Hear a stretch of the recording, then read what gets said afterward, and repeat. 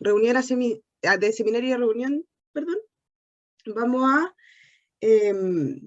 colocar el nombre y el apellido que los caracteriza, porque esto va a ayudar con la asistencia, ¿sí?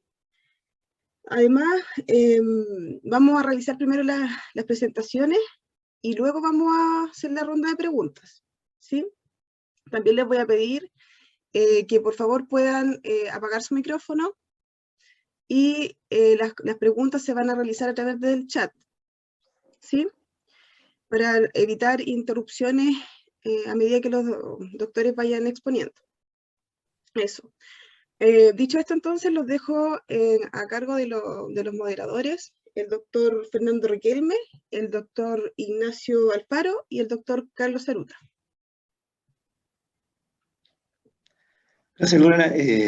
Muy buenos días a todos los participantes y bienvenidos a este curso que se ha preparado, como dice el subtítulo, con la finalidad de mejorar el manejo de nuestros pacientes gastroenterológicos y además ayudar a una oportuna y eficiente derivación de ellos.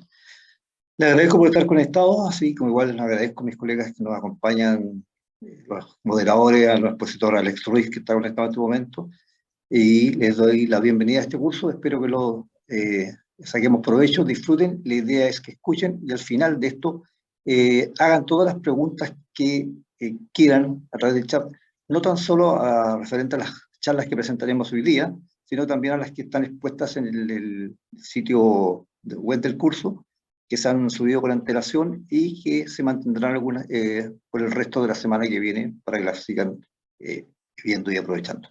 Muchas gracias. Lorena.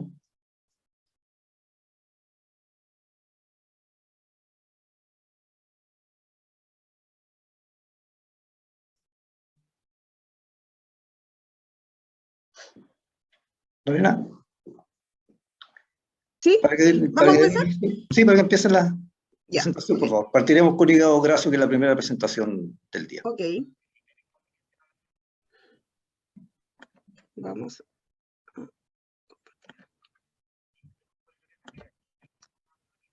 Hígado graso, entonces. ¿Todos pueden ver? Bueno, buenos días. Soy el doctor Fernando Riquelme, gastroenterólogo del Hospital Regional de Concepción, que me desempeño en la unidad de gastroenterología y además en el programa de trasplante hepático de dicho hospital, y jefe de la unidad de gastroenterología de la clínica Bio Bio, y actual presidente de la filial sur de la Sociedad China de Gastroenterología. Muy bienvenido a este curso que hemos desarrollado para mejorar el conocimiento, manejo y derivación de nuestros pacientes en patología gastroenterológica prevalente. Me toca hablar de hígado graso con algunos conceptos actuales.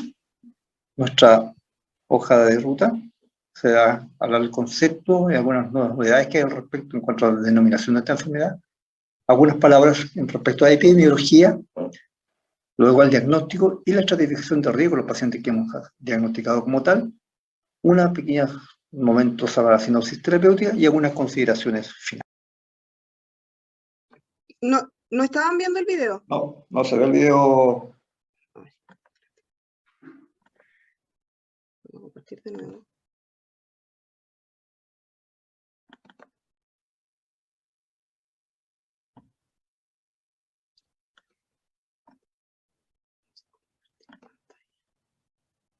Compartir sonido, sí.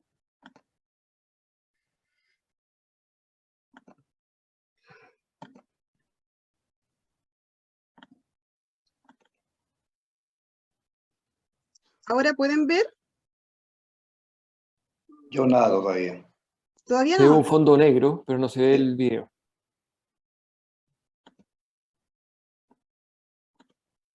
Ok.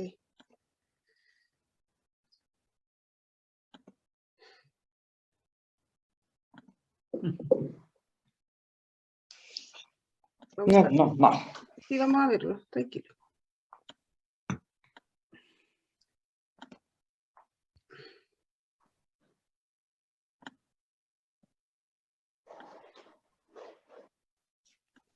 Ahora, Buenos días, soy el doctor Ahí Fernando sí, ahí sí. ¿lo escuchan? Riquelme. Sí. Sí, Sí, perfecto. gastroenterólogo del Hospital Regional de Concepción, que me desempeño en la unidad de gastroenterología y además en el programa de trasplante hepático de dicho hospital, y jefe de la unidad de gastroenterología de la clínica Bio Bio, y actual presidente de la filial sur de la Sociedad China de Gastroenterología. Muy bienvenido a este curso que hemos desarrollado para mejorar el conocimiento, manejo y derivación de nuestros pacientes en patología gastroenterológica prevalente. Me toca hablar de hígado graso con algunos conceptos actuales. Nuestra hoja de ruta se va a hablar del concepto y algunas nuevas novedades que hay al respecto en cuanto a la denominación de esta enfermedad, algunas palabras en respecto a la epidemiología, luego al diagnóstico y la estratificación de riesgo de los pacientes que hemos diagnosticado como tal, unas pequeñas momentos a la sinopsis terapéutica y algunas consideraciones finales. La estatosis hepática suele ser un hallazgo incidental común en la Disculpe, práctica se ve mal clínica, el que video. habitualmente nos llega como, esto es una Se ve como ecografía con que una dice mancha hígado graso, central. No se deja ver bien el material.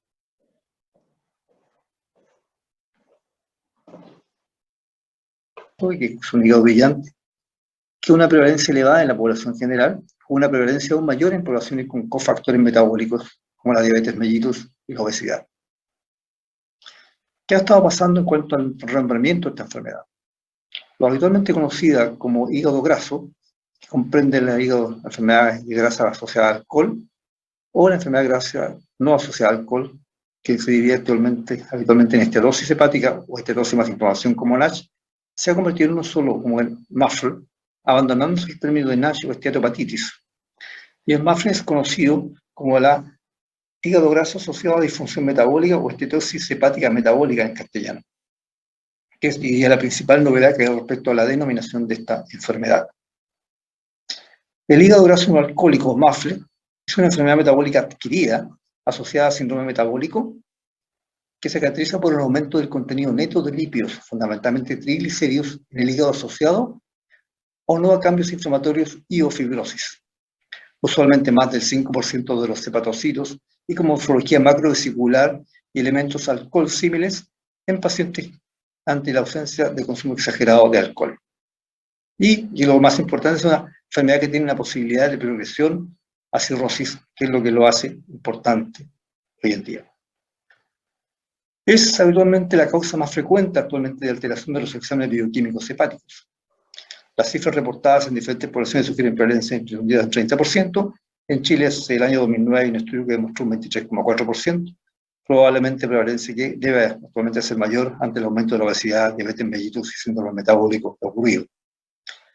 Hay un 2 a 6% de prevalencia de esteatopatitis en estudios efectuados en población norteamericana, y la obesidad es el factor de riesgo más relevante junto con la diabetes mellitus. Y a nivel mundial, uno de los factores que conocer, que la SER tiene mayor prevalencia en hispanos, también con una peor evolución. Esto igual es una enfermedad de países desarrollados, es muy importante que se demuestra en Estados Unidos, donde se estima que hay un 30% de la población afectada. Estos son unos 90 millones, de los cuales 10 millones tienen inflamación asociada, y esto un porcentaje no menor puede pasar a hepatocarcinoma en etapa avanzada. Pero no es solo una enfermedad de países occidentales, también hay reportes de hepatitis grasa, o hígado graso, perdón, en China, con un 13,5% de la población, en Medio Oriente y Asia, en Medio Oriente también, con un 13% aproximadamente, y una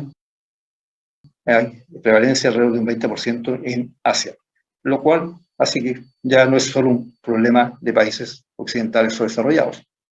En Latinoamérica, Chile está en la mitad de día arriba de la tabla, con una incidencia alrededor del 24-25%, con un porcentaje de obesidad de la población no menor, aproximadamente de un cuarto.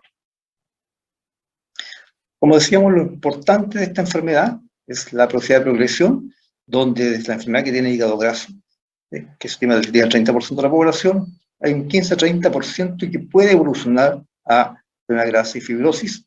De aquellos un 20 o 25% puede llegar a cirrosis, y un porcentaje desconocido, antes se estimaban algunas cifras entre un 5 o 7%, puede llegar a desarrollar un hepatocarcinoma. Esto es lo mismo en forma un poco más gráfica. Es importante recordar que la enfermedad de hígado graso asociado a disfunción metabólica tiene condiciones hepáticas asociadas, efectivamente la diabetes, enfermedad cardiovascular, enfermedades renales, la presencia de apnea del sueño, síndrome de ovario poliquístico, cáncer colorectal, hipotiroidismo, osteoporosis, entre otras, que son instancias a las cuales se debe estar atento en estos pacientes. Para efectuar el diagnóstico de la enfermedad, hay que recordar una cosa: es una enfermedad sintomática, que se caracteriza por una elevación persistente de transaminasas y lo habitual, como señalaba anteriormente, por la presencia de un hígado hipericogénico, que da un patrón brillante en la ecografía y que tiene una alta correlación con grasa, que se da habitualmente en pacientes obesos o con sobrepeso. Con esta cifra, que son las últimas señaladas, la última guía chilena de la Asociación de Cardiología, de un 65 al 100% de los casos, diabetes mellitus 2 o resistencia a la insulina en un 36-75%, hiperlipemia 20-80%, o que están usando fármacos como corticoides, amiodarona o tamoxifeno. Es importante excluir el consumo de alcohol exagerado, 40 gramos a la semana en hombres, 20 gramos a la semana en mujeres, y ausencia de otras enfermedades hepáticas crónicas que pueden dar un efecto similar, hepatitis B y C crónicas, que hoy son factibles de descartar y exámenes solicitados de atención primaria y que pueden descartarse a dicho nivel, descartar autoinmunidad, enfermedades metabólicas como la enfermedad de Wilson o hemocromatosis, y el uso de fármacos que pueden estar provocando la aparición de hígado graso. Ahora, con los diagnósticos, la forma de hacer el diagnóstico es con criterios de positividad para hígado graso. Esto es, si se destaca un hombre, se destaca un paciente que tenga esteatosis hepática, ya sea por imagen, por marcadores bioquímicos, por score o histología hepática, hay dos posibilidades. Si esto es un paciente con sobrepeso, obesidad, ya sea, esto es un índice de masa corporal mayor de 25 en un caucásico o 23 en asiáticos, importante considerarlo ya que cada vez tenemos más asiáticos en nuestro país, se hace el diagnóstico de Mafre. Igualmente, si es un paciente con tipo 2 de diabéticos, también inmediatamente se hace el diagnóstico de diabetes.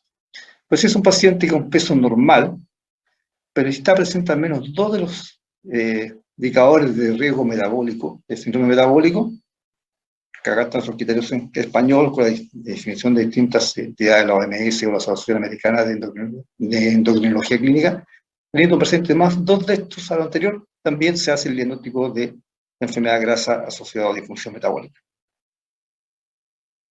En Latinoamérica existe un grupo de estudio en la ley que está destacado y dedicado al estudio y a las guías de manejo de esta enfermedad, donde destaca la presencia de dos colaboradores médicos, prestigiosos médicos chilenos, el doctor Marco Rece y el doctor Juan Pablo Arap. La evaluación clínica de estos pacientes. Obviamente es una evaluación clínica como cualquier enfermedad, donde hay que hacer una historia clínica, un examen físico, donde van a estar los laboratorios hepáticos, enfermedades hepáticas, imágenes que se tengan disponibles, fundamentalmente iconografía, evaluar la presencia de cofactores como el alcohol o fármacos que pueden estar haciendo, comorbilidad metabólica, ya señalamos, diabetes, dislipidemias. En el examen físico, ver evidencias de enfermedad hepática, ya sea palma hepática, hepatomegalia, crecimiento del bulbo izquierdo, telangiectasia, o evidencias de necroinflamación que se pueden ver en el perfil hepático con transaminasas elevadas.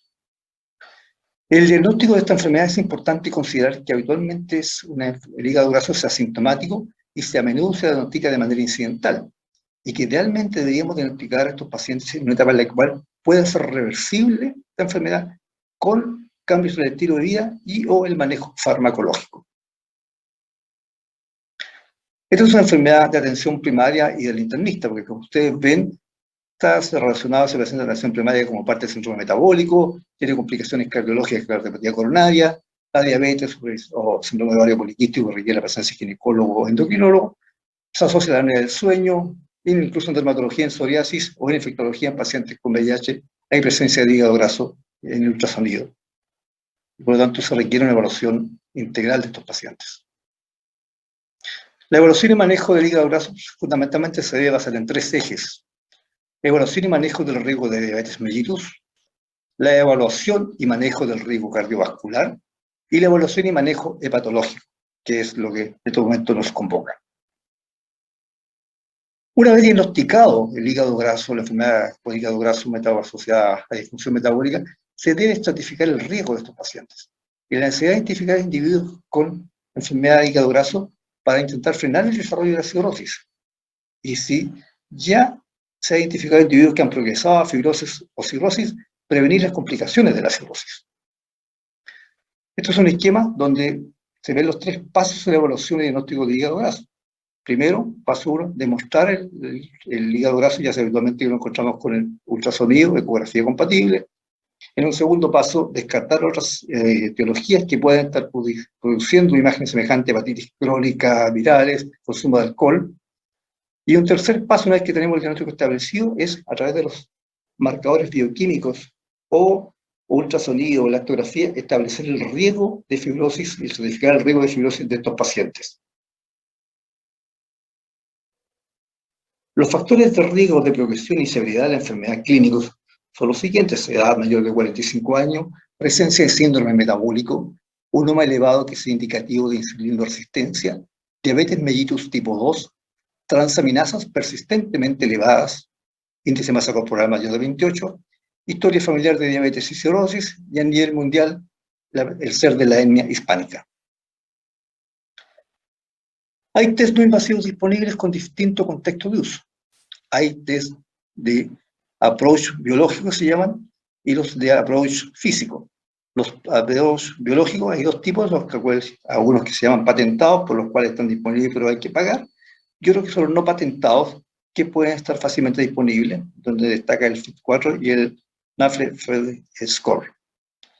La disponibilidad obviamente mucho más amplia de en atención primaria de estos score, y en atención terciaria tenemos lo que tiene que ver con elastografía, ARFI o resonancia, que también permite hacer elastografía, pero ahorita son de mucho mayor costo y están disponibles sobre una atención terciaria. La detección invasiva de fibrosis hepática en estos pacientes. Hay predictores clínicos ya mencionados anteriormente, y están los diferentes scores que mencionaba. El NAFLD Fibrosis Score, que incluye y considera el índice de masa corporal, la glicemia si es mayor de 102, la GOT, la GPT, plaquetas y albúmina, o el FIT4, que considera la edad, la GOT, la GPT y plaquetas. Y hay otros como el VAR Score, que es el índice de masa corporal, la relación de transaminasas y diabetes. Ya hasta los estudios de imágenes, donde destaca el FibroScan, el ARFI o la resonancia, que miden a través de la elastografía. En cuanto a estos índices o marcadores biológicos, existen hoy día, están ampliamente disponibles. Hay aplicaciones para teléfonos inteligentes como esta de LiverScan, donde se ingresan los distintos valores solicitados y la aplicación los da el índice en forma automática, o hay distintos sitios web donde también se pueden realizar. En cuanto a la elastografía o FibroScan, se basa en la transmisión de una onda de choque y que va a avanzar a través del hígado dependiendo a distintas velocidades, dependiendo de la calidad del hígado. Un hígado normal va a hacer que esta onda avance más rápidamente y con menor resistencia. Y esto es lo que medir la rigidez hepática, que se mide en kilopascales. Entre un hígado más normal, menos kilopascales, un hígado más dañado va a tener más resistencia, más kilopascales. Y por lo tanto, esto permite definir entre un hígado sano hasta un hígado con F4 o F0. O sea, con F4, fibrosis o cirrosis. Esto se demostró en estudios: a mayor resistencia en kilopascales, se correlaciona claramente con mayor estado de fibrosis o cirrosis, lo cual también se correlacionaba luego los seguimientos de estos pacientes, que aquellos que tenían mayor rigidez hepática tenían una mayor mortalidad en el seguimiento. Y hay otros estudios los cuales han demostrado claramente que hay mayor mortalidad desde el estadio F2 hacia adelante en estos pacientes. ¿Cómo deberíamos usar la evaluación no invasiva de imágenes en el MAFLD? O sea, la estratificación de riesgo. Los scores, tanto el NAFL2, el NAFL Fibrosis Score o el FIT4, son herramientas útiles para la evaluación inicial de la fibrosis en pacientes con NAFL y debería ser calculada en cada paciente. Cuando uno de estos scores son incapaces de excluir fibrosis avanzada, un método avanzado basado en la elastografía es el método sugerido en el algoritmo de riesgo de estratificación. Y cuando estos métodos no invasivos son incapaces de excluir fibrosis significativa, la biopsia hepática debe ser considerada. Obviamente estos dos últimos son ya para ser efectuados en centros de atención especializada. Aquí una demostración de simplemente cómo se basa el riesgo. Si tiene un paciente con sospecha de enfermedad hepática y que tiene un ultrasonido compatible, se puede hacer todos estos factores de no invasivos, el FIT4, hablemos sobre el FIT4 que es más fácil de efectuar. Si se excluyeron otras enfermedades hepáticas, el FIT4 tiene un riesgo, si es menor de 1.3, te da bajo riesgo, un riesgo, y si es mayor de 2,77 va a dar un alto riesgo de fibrosis.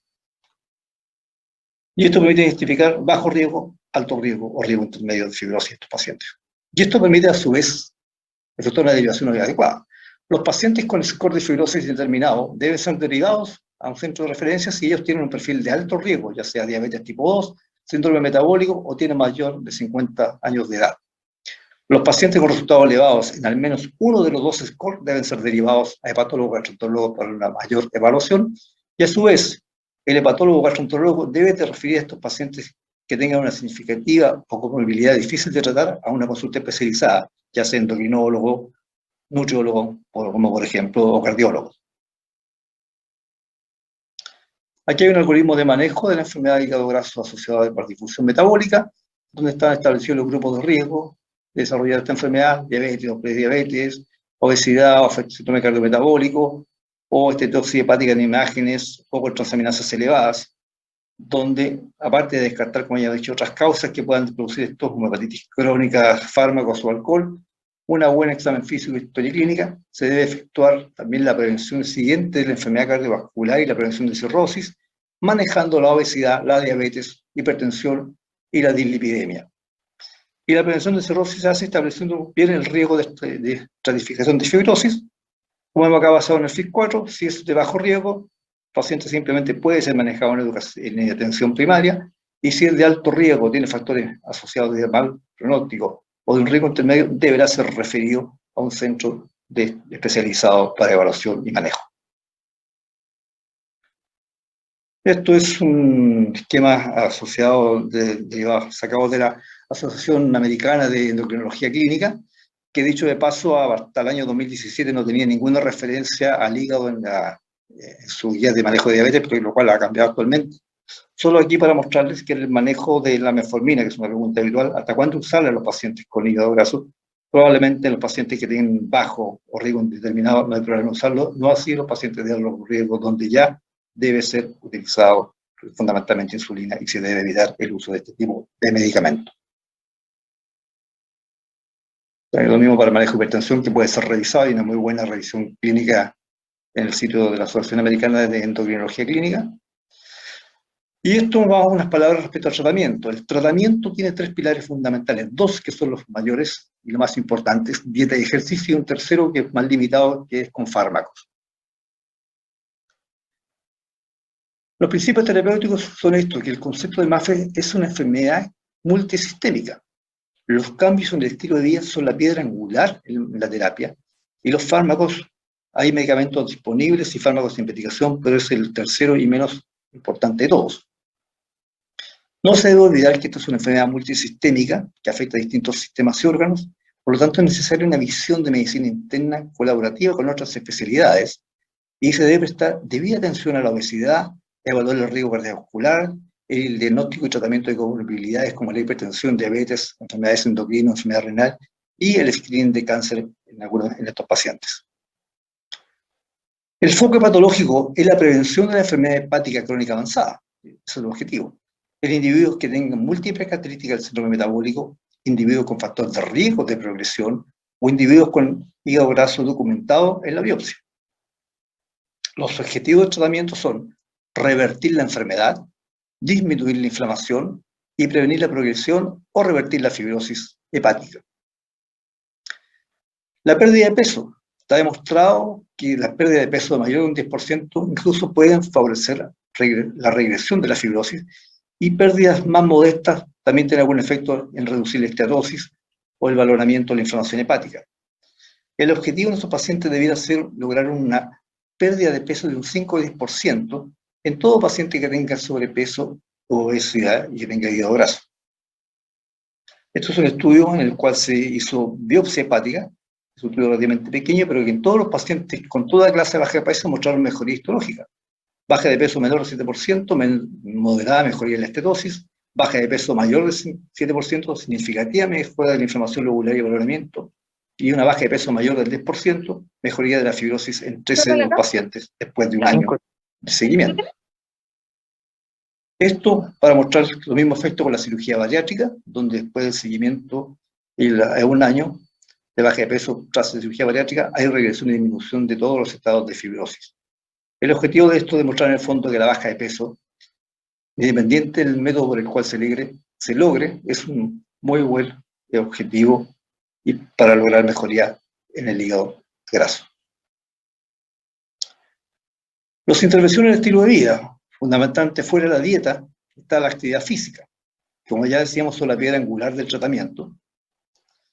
Y da aquí la actividad física porque mejora el metabolismo, reduce el peso, tiene efecto protector cardiovascular y reduce el riesgo de cáncer. Se recomienda que sea vigoroso más que prolongado y que sea de resistencia. El ejercicio moderado puede significativamente proteger al obeso y al adulto con sobrepeso de desarrollo de cirrosis. Y los beneficios son mayores para aquellos que exceden el mínimo recomendado de 150 minutos a la semana. En resumen, lo que se busca es disminuir el tiempo de sedentarismo y aumentar la actividad física, ya que esto va a mejorar la actividad cardiometabólica, va a apoyar la baja de peso y disminuye la sarcopenia, que por un lado mejora la sensibilidad a la insulina y además es importante en el pronóstico futuro de los pacientes en edad avanzada. Es recomendable realizar en forma práctica ejercicio aeróbico, unos 30-60 minutos, 3 a 5 días a la semana, y ejercicios de resistencia, 2 a 3 días a la semana, por unos 20 a 30 minutos. En cuanto a la dieta, es importante limitar el total de ingreso calórico en el día a unas 25 o 35 kilocalorías por kilo día, más que una composición específica o de una dieta para estos pacientes. Es importante tener un balance calórico negativo entre 500 y 1000 kilocalorías al día y evitar el uso e ingesta de carbohidratos procesados. Y aquí ustedes ven el listado de esto, que son alimentos de amplio y masivo uso en nuestra sociedad y que deben ser obviamente evitados. Unas palabras para la dieta mediterránea, que ustedes una mayoría han conocido, la cual ha demostrado tener efectos beneficiosos en la enfermedad de hígado graso, tanto para esteatosis como disfunción metabólica. Tienen mecanismos moleculares beneficiosos e importantes, como son los polifenoles, carotenoides, el ácido oleico, los ácidos grasos poliinsaturados y la fibra. Y lo más importante es que es una particularmente atractiva, ya que tiene la potencial de mejorar la enfermedad de hígado graso, aún sin acompañarse de una baja de peso, lo cual siempre es el principal obstáculo en la modificación del estilo de vida. Hay otro esquema también de la misma Asociación Americana de Endocrinología, para que lo puedan revisar con más calma. En cuanto a los fármacos, aquí hay una serie de fármacos, ustedes ven en negritas abajo, que están dirigidos como antifibróticos, inflamatorios, para mejorar la sensibilidad a la insulina, que se han demostrado, y algunos de los cuales están en uso, y otros no, y otros están en franco estudio todavía. Hay que tener algunas consideraciones importantes en el tratamiento farmacológico. Uno es que la terapéutica de esta enfermedad es un campo rápidamente evolutivo, que ha cambiado mucho, que se desconoce en forma completa la patogénesis e historia natural de esta enfermedad, y por lo tanto definir la población óptima de pacientes para el tratamiento es un desafío, no menor, e idealmente necesitamos drogas o medicamentos capaces de mejorar los resultados relacionados con el hígado. La historia natural de la enfermedad es altamente variable, lo que dificulta evaluar la eficacia y estimar la relación riesgo-costo-beneficio. Los ensayos clínicos para esteatopatitis fundamentalmente han incluido poblaciones de pacientes altamente seleccionados, lo cual hace que la validación externa de los hallazgos sea incierta. La Asociación Americana de Enfermedades Hepáticas y otras asociaciones relacionadas a esta enfermedad recomiendan el uso off-label, esto es decir, fuera de la indicación, ¿no?, o el uso para el cual fueron creados estos medicamentos, ya sea de la vitamina E en pacientes no cirróticos, no diabéticos, con biopsia probando el hígado graso, o pioglitazona en el manejo del diabético, pero igualmente con biopsia. ¿Y esto por qué con biopsia? Porque ambos, que fueron muy útiles en su momento, demostraron algunos problemas. La vitamina E se asoció a aumento de la incidencia de cáncer, la pioglitazona, si bien mejoraba el hígado graso y la inflamación, también eran pobremente sensibilizantes a la insulina y además hacía subir de peso a algunos pacientes, razones por las cuales se han ido abandonando. Hay otros otros fármacos también fuera del nivel, como llaman, o de indicación cardiológica, como algunos agonistas GLP-1 o algunos PPAR que están en evaluación, que actualmente parecen promisorios. Aquí un resumen de lo que ha pasado con algunos fármacos que están en desarrollo, como el ácido beticólico, es un FXR agonista, que están en fase 3 de evaluación, y hay otros que han sido francamente un PPR agonista como el Afibranor, que fue retirado, o sea, detuvo su estudio porque el análisis interestudio demostró que no tenía utilidad, o un antifibrinótico como el CCR2, CCR5, que se terminó debido a su estudio debido a la pérdida de eficacia. ¿Cuál es el siguiente paso? Probablemente el manejar y optimizar una terapia combinada para hígado graso, donde se mejore la tasa de respuesta, se maximice la respuesta y se reduzcan los pérdidas de efecto, y una mejor tolerancia en todo el manejo del efecto de antiestatóxico, antiinflamatorio y antifibrótico en estos pacientes. Y probablemente lo más llamativo será la terapia de precisión personalizada de esta enfermedad, lo cual se refiere a que esta es una enfermedad altamente heterogénea, donde hay muchos pacientes con factores de sexo, genéticos, de flora microbiota, de patología endocrina, de actividad cardiovascular o estado cardiovascular y actividad física, que son muy variables entre uno y otros, y que deberían llevar a lo que se llama una medicina de precisión, por lo cual significa que tiene que tener una validación clínica futuro, donde se debería tener una óptima caracterización de su grupo de pacientes, marcadores altamente eficaces, modelos de inteligencia artificial predictores para los clínicos y el descubrimiento de nuevos biomarcadores o targets. Y esto permitiría hacer elección de tratamiento, ya sea estar sobre el sexo, sobre el estilo de vida, la terapia isquémica, manipular la flora intestinal, la terapia hormonal, y de esta forma ofrecer un tratamiento combinado, preciso a cada paciente, donde haya distintas opciones para cada uno de estos pacientes que son muy heterogéneos entre sí. ¿Cuáles son los desafíos actuales en esta enfermedad? Uno es incrementar la conciencia sobre la importancia de ella, mejorar la búsqueda de casos, la estratificación de riesgo y vía de derivación. Para esto basta con incrementar el uso clínico de métodos no invasivos para evaluar la fibrosis hepática. Efectuar evaluaciones hepáticas dirigidas en diabetes mellitus tipo 2 con el objetivo de identificar la enfermedad hepática, cosa que no se hace hasta muy recientemente, como les señalaba la Sociedad Americana de Endocrinología, hasta el año 2017 no tenía ninguna referencia a enfermedad hepática en diabetes. Recomendar ampliamente la evaluación activa de individuos con factores de riesgo metabólico persistentes o que empeoren en el tiempo. Y lo otro es crear equipos operacionales integrados multidisciplinarios. Como palabras finales, es importante recalcar una vez más que esta es una enfermedad progresiva que puede llegar a cirrosis, hepatocarcinoma, que se debe hacer una búsqueda activa de pacientes de riesgo, diabéticos y obesos, que se deben descartar otras causas, sea hepatitis viral crónica B o C, fármacos, alcohol, que se debe estratificar el riesgo de fibrosis y cirrosis, que se requiere de un manejo multidisciplinario, donde debería estar incluidos médicos, nutricionistas, enfermeras, que son muy importantes en el manejo nutricional y educativo de los pacientes, y que se debe efectuar una derivación oportuna de estos pacientes de alto riesgo. Todo lo anterior puede ser logrado en la atención primaria con todo lo que hemos actualmente expuesto. Esperando que esto ya sea de útil y ayude a mejorar el manejo de nuestros pacientes, les agradezco su atención. Muchas gracias.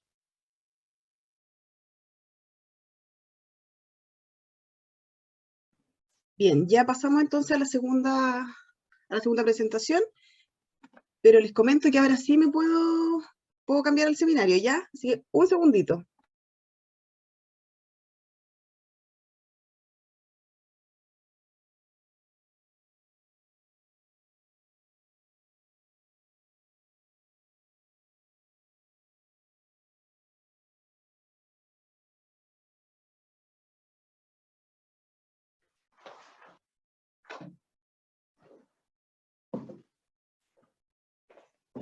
Las preguntas se realizan al final de las presentaciones, por favor.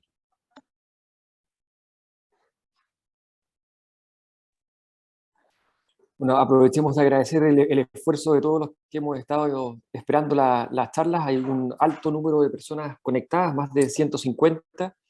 Así que les agradecemos a todos los que han luchado contra la adversidad hoy día en la mañana para poder estar conectados hoy día en este curso.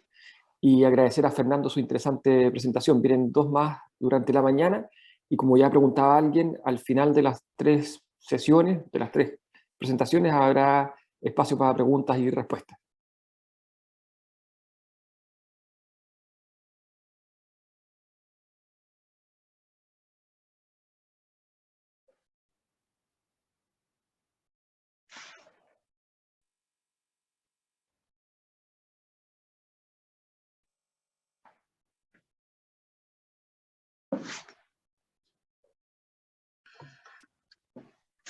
Rellena. Bueno, la verdad es que no lo voy a poder cambiar, porque si no me tengo que salir de esta reunión, y ya estamos en esta, no tiene sentido. No. ¿Ya? Vamos Sí, entonces a continuar con la otra Perfecto. presentación. ¿Quién va, doctor? Doctor Fernando Torres. Fernando.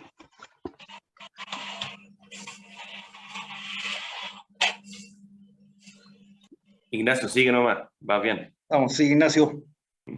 Bueno, vuelvo a agradecerles a todas las personas que están conectadas hoy en la mañana, en una fría mañana en Concepción, no sé si más al sur, me imagino que estará más frío todavía. Oye, Fernando, no, ahí viene. Bueno, dejamos las preguntas y los comentarios para el final. ¿Algún mensaje, doctora Aruta, hoy en la mañana? Nada, pues agradecer a todos los conectados nomás, la paciencia, con todas las manchas que aparecieron en la pantalla, los problemas de audio, pero estamos saliendo adelante. Eso es lo importante. Eso, nada más. Ahora apareció. ¿Se Estamos. logra ver? ¿Se escucha? Se escucha. Se ve. Buenos días, mi nombre es Fernando Torres, soy gastroenterólogo del Hospital de Puerto Montt y cursando actualmente el Fellowship de Neurogastroenterología en el Hospital Clínico de la Universidad de Chile.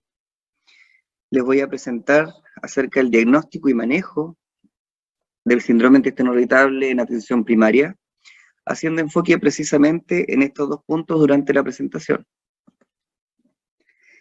Los trastornos del eje cerebro-intestino, que por mucho tiempo fueron llamados trastornos digestivos funcionales, son las patologías gastroenterológicas más frecuentes y que nos llevan un 40-60% de la consulta gastroenterológica de forma ambulatoria.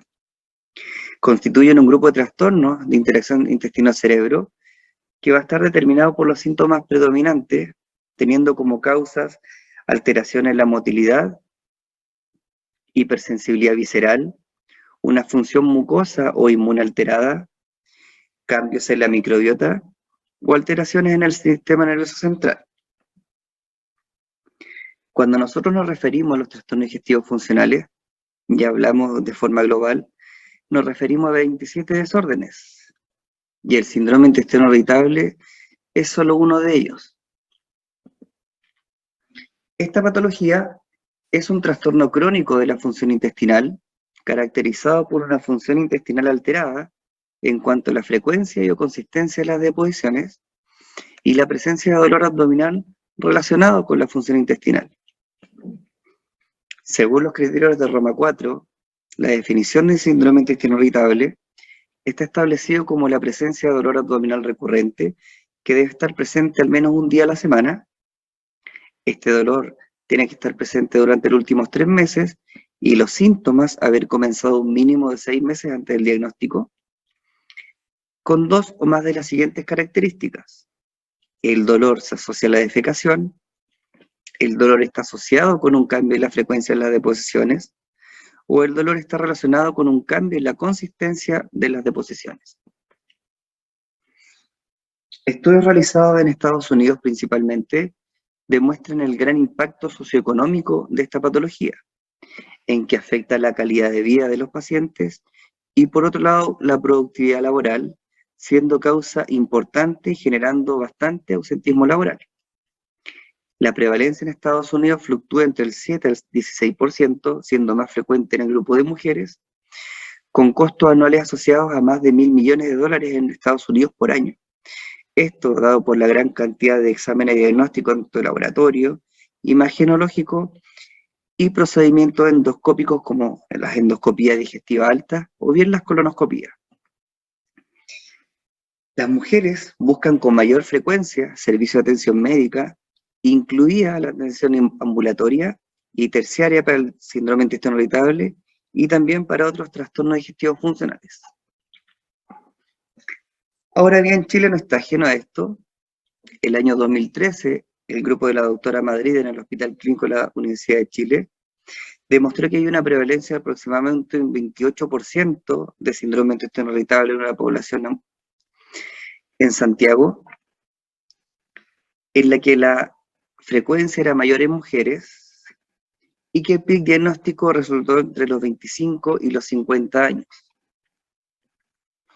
Ahora bien, en cuanto a la fisiopatología de este cuadro, desde el punto de vista fisiopatológico, existe este modelo conceptual biopsicosocial en la que ciertos factores en etapas tempranas de la vida influyen sobre algunos factores psicosociales y también sobre el desarrollo de la fisiología del intestino delgado. Esto se asocia a la interacción del sistema nervioso central y el sistema nervioso entérico, lo cual nos puede llevar a la presentación clínica del síndrome de intestino irritable. Ahora bien, cuadro infeccioso y ciertas predisposiciones genéticas y otros factores psicosociales generan algunos cambios a nivel del sistema nervioso central, generando disfunción en el eje cerebro-intestino, y esto nos puede llevar a disbiosis generando cambios en la microbiota intestinal, malabsorción de ácidos biliares, incremento en la permeabilidad del intestino delgado, y por otro lado, en conjunto de estos dos puntos, generar hipersensibilidad visceral, que nos lleva al desarrollo de dolor abdominal.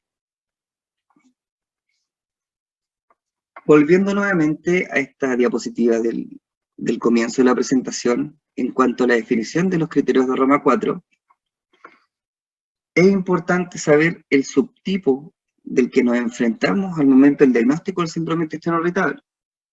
Y el subtipo lo vamos a definir según la frecuencia y el porcentaje de tipo de posiciones basado en la escala de Bristol, constituyendo de esta forma el subtipo varía constipación, diarrea, varía mixta o no clasificada. ¿Y esto por qué es importante? Porque a partir de aquí orientamos el tratamiento y el manejo a seguir de forma individualizada en cada paciente con diagnóstico de síndrome de intestino irritable. Insistir nuevamente que para hacer el diagnóstico de esta patología no es necesario ningún examen. El diagnóstico es netamente clínico, para el cual nos basamos en una historia clínica adecuada, evaluando bien los síntomas asociados, la presencia, por ejemplo, de bloating, que es esta sensación subjetiva de hinchazón abdominal, versus la distensión abdominal en la que hay una evaluación objetiva con un aumento del perímetro abdominal, ver y evaluar de forma prudente los antecedentes psicosociales de la infancia y la adolescencia, donde debe preguntarse dirigidamente y de forma muy respetuosa la historia de violencia física, abuso emocional o tal vez abuso sexual en estas etapas de la vida. Un examen físico adecuado, descartando que no haya presencia de masas abdominales o lesiones perianales, y la exclusión de síntomas de alarma, tales como anemia, hemorragia digestiva baja o baja de peso. Los exámenes utilizados para descartar otras entidades, la verdad es que son bastante limitados. Y los exámenes que debemos considerar es el hemograma, la proteína C reactiva, el anticuerpo antitranglutaminasa IgA más recuento IgA, para descartar una enfermedad celíaca asociada, una calprotectina fecal cuantitativa para el estudio de enfermedad inflamatoria intestinal, parasitológico seriado en deposiciones, un test de sangre oculta en deposiciones, una TSH y una T4 libre, y un eco abdominal para obviamente descartar en nuestra realidad nacional la presencia de coleritiasis. Ahora bien, ahondar en esta diapositiva en que nosotros que estamos a nivel secundario, muchas veces recibimos solicitudes de colonoscopía buscando dolor abdominal en estudio. Pero la pregunta que tenemos que hacer, ¿es necesaria una colonoscopía?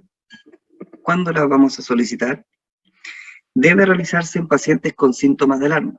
Y este grupo de pacientes son los que tienen una hemorragia digestiva baja, una baja de peso no explicada, cambios en los hábitos intestinales que persisten después de los 50 años, antecedentes familiares de cáncer de colon y la presencia de anemia o déficit de fierro. Ahora bien, pacientes con síndrome de intestino irritable, varía diarrea, existe un grupo especial de mujeres mayores a 60 años que se presentan con diarrea intensa, en que en este grupo está indicada una colonoscopía, pero a esto le asociamos biopsias escalonadas, buscando la presencia de colitis microscópica, por ejemplo, la linfocítica o la colagenosa. ¿Y cuáles son los otros diagnósticos diferenciales que tenemos que tener presente? La enfermedad inflamatoria intestinal, la enfermedad celíaca, la colitis microscópica mencionada anteriormente, el sobrecrecimiento bacteriano, la intolerancia a la lactosa o la intolerancia a la fructosa. Y otro diagnóstico que apareció durante el último tiempo es el síndrome intestino irritable posinfeccioso, definido de acuerdo a los criterios Roma 4, pero asociado a la presencia de síntomas inmediatamente después de un episodio con una gastroenteritis infecciosa en que hay un cultivo positivo, más la presencia de síntomas como fiebre, vómitos o diarrea. Y no debe cumplir con criterios para síndrome intestino irritable el paciente antes del inicio de la gastroenteritis infecciosa. Y no podemos quedar ajenos al síndrome intestino irritable post-COVID-19, porque los colegas de atención primaria son los que ven con mayor frecuencia a los pacientes después de un cuadro de COVID-19 recuperado del punto de vista de manifestaciones respiratorias. ¿Y qué ocurre?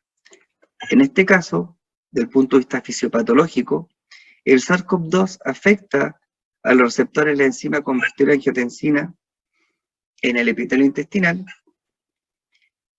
ingresando al enterocito. Por mecanismos que aún están en estudio, se genera disbiosis, un reclutamiento de células inflamatorias, un incremento de la permeabilidad intestinal e incremento de la percepción dolorosa, generando hiperalgesia visceral, y esto en sí constituye el síndrome intestino irritable post-COVID-19. Y los estudios demuestran que este plazo es hasta un mes después de la recuperación del cuadro respiratorio por COVID-19. Ahora bien, el manejo de esta patología, y esta probablemente es la diapositiva más importante de la presentación, tenemos que enfocarnos a un diagnóstico positivo, con una historia clínica cuidadosa y detallada, con un examen físico adecuado y pertinente, conocer nosotros la sintomatología del síndrome intestino irritable, y por otro lado, limitarlo a este diagnóstico como lo mencionamos anteriormente. Esto en sí nos lleva y nos conduce a una mejor educación y tranquilidad del paciente, decirles que esto es una patología crónica, que no es grave, y que a lo largo de la vida puede que tenga momentos de mayor dolor abdominal, de descompensación de su patología, pero que no hay nada de grave. Que conozca de esta forma la naturaleza multifactorial del síndrome intestino irritable, que aumenta todo esto, la aceptación del diagnóstico, y lo más importante, que de esta forma se pueden adoptar de forma temprana terapias efectivas, que el paciente conozca su diagnóstico, la enfermedad que tiene, y de esta forma no ser un paciente policonsultante, que es a lo que nos enfrentamos habitualmente en este grupo de pacientes. Y la base de todo esto es a través de una buena relación médico-paciente. Ahora bien, es importante categorizar a los pacientes según el subtipo de síndrome intestino irritable. Y a partir de esto podemos ofrecer dieta, fármacos o eventualmente probióticos según los cuadros clínicos asociados. ¿Y cuáles van a ser nuestros targets terapéuticos?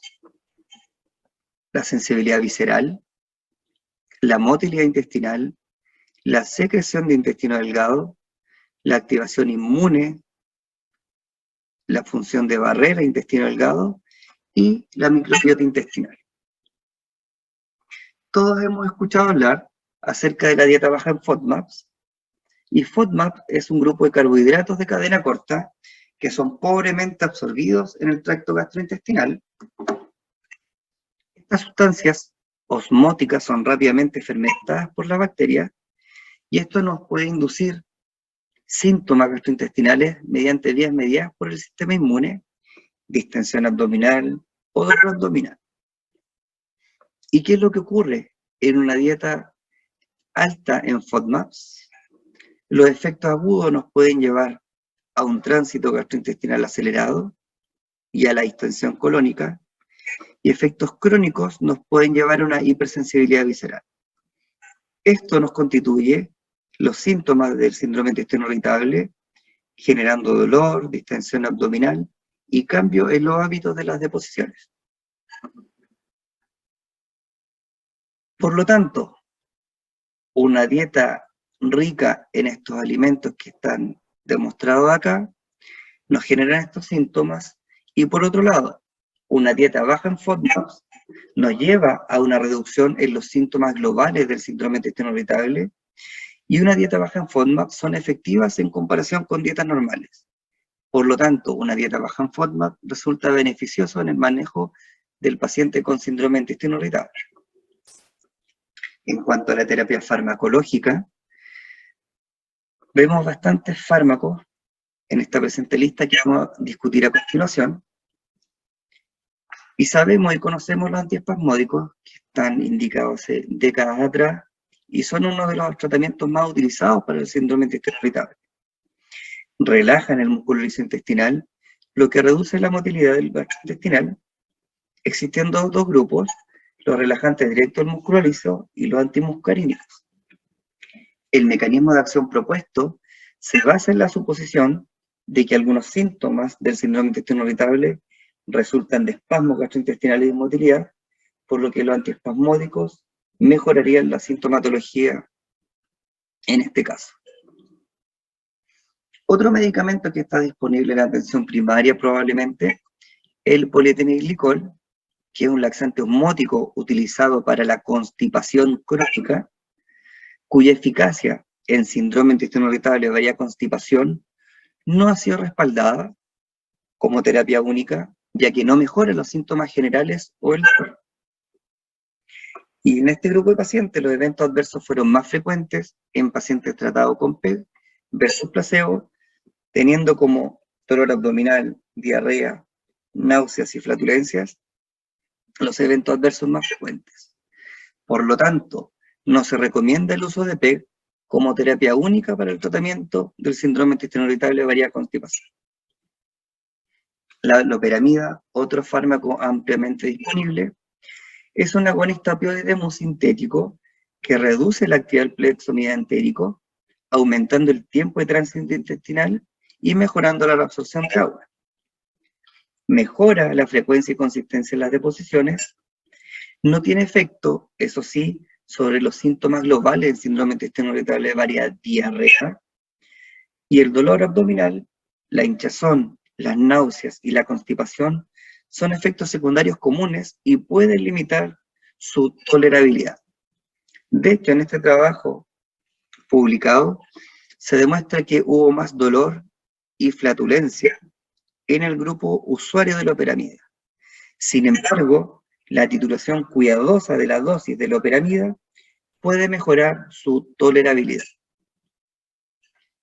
La rifaximina, un antibiótico no absorbible aprobado por el tratamiento de pacientes con síndrome de intestino irritable variada diarrea, se basa en la hipótesis de que existe una microbiota alterada. Y en este trabajo, con dosis de rifaximina de 550 miligramos cada 8 horas por 14 días, se demostró que hubo una mejoría tanto en el dolor abdominal como en la consistencia de las deposiciones versus placebo.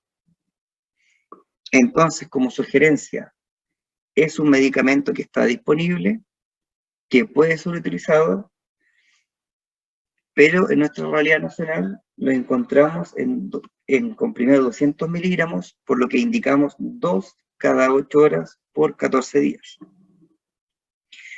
Y otro fármaco que está ampliamente disponible en la atención primaria son los antidepresivos tricíclicos, conocidos como neuromoduladores, siendo este grupo la amitriptilina la principal.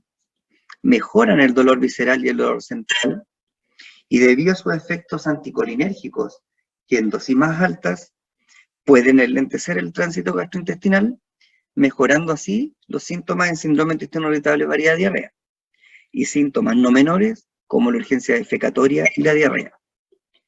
Por lo tanto, la sugerencia es partir con dosis de amitriptilina en 12,5 miligramos, con un aumento gradual de la dosis.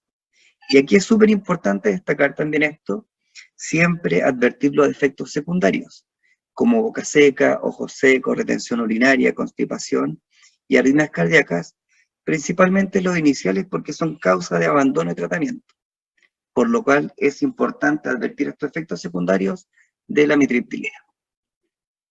Los probióticos, que si bien se han propuesto durante los últimos años como terapia y efectivos en algunas patologías como diarrea aguda, enfermedad inflamatoria intestinal, asociado a la erradicación del Helicobacter pylori, el rol de los probióticos en el síndrome de intestino irritable, la verdad es que no está muy claro. De hecho, recientemente, en la Semana Digestivas, realizada en San Diego en mayo del 2022, una de las presentaciones destacó que la Asociación Americana de Gastroenterología recomienda el uso de probióticos solo en el contexto de trabajos clínicos, y por otro lado, la guía del Colegio Americano de Gastroenterología recomienda no usar de frente a los probióticos, y esta guía es del 2020. Sin embargo, el 2021, la guía británica de gastroenterología para el manejo del síndrome de intestino irritable dice que puede ser efectivo para los síntomas globales y el dolor abdominal en el síndrome de intestino irritable. Sin embargo, no recomiendan una especie o cepa específica, y sí recomiendan su uso hasta 12 semanas y suspender si no hay mejoría en los síntomas.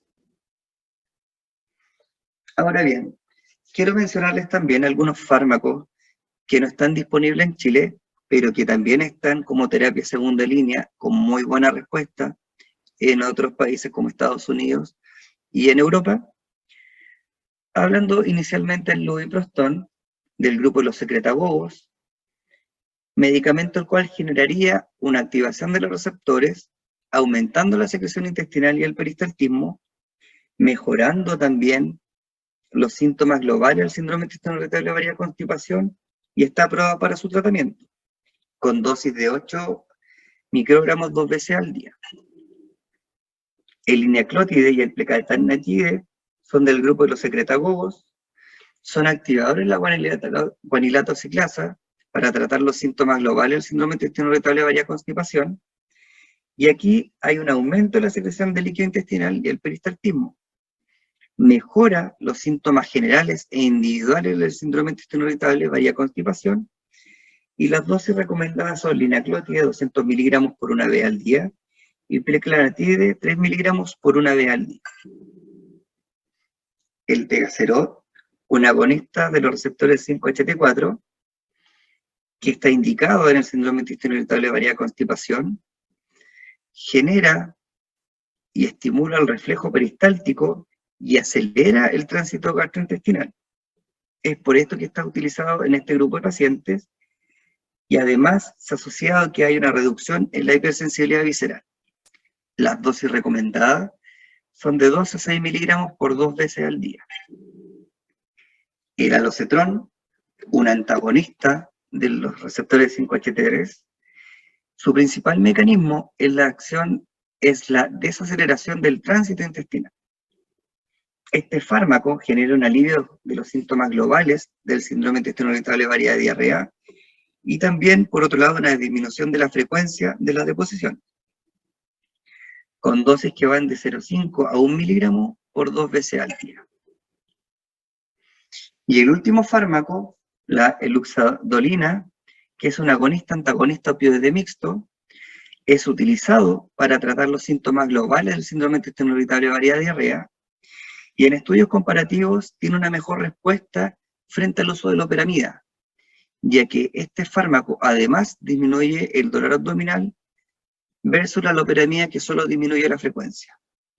La dosis recomendada es de 100 miligramos por una vez al día, y sí hay que tener precaución porque en un porcentaje no menor de un 3 a un 5% tiene mayor riesgo de desarrollar pancreatitis y la disfunción del esfínter de Oddi. Como conclusiones, el síndrome de intestino irritable es la patología gastroenterológica ambulatoria más frecuente, requiere una muy buena correlación médico-paciente y un diagnóstico positivo. De esta forma, informando a los pacientes acerca de su diagnóstico, la condición de su cronicidad, genera mayor adherencia del paciente con nosotros y por otra parte disminuyendo la policonsulta de él. Cada paciente debe ser tratado individualmente según los síntomas predominantes. Destacar que la dieta baja en FODMAP es de utilidad. Fármacos ampliamente disponibles como los antiespasmódicos, antidepresivos tricíclicos como la amitriptilina y la rifaximina son útiles. PEG y loperamida deben ser usados, pero con precaución. Los probióticos podrían ser efectivos según las últimas guías, y todos estos medicamentos, que si bien no están en Chile, sí son una opción terapéutica para el manejo del síndrome de intestino irritable. Muchas gracias por su atención y estaremos atentos al final del bloque para responder consultas y algunas preguntas durante el final de la presentación. Nuevamente, muchas gracias.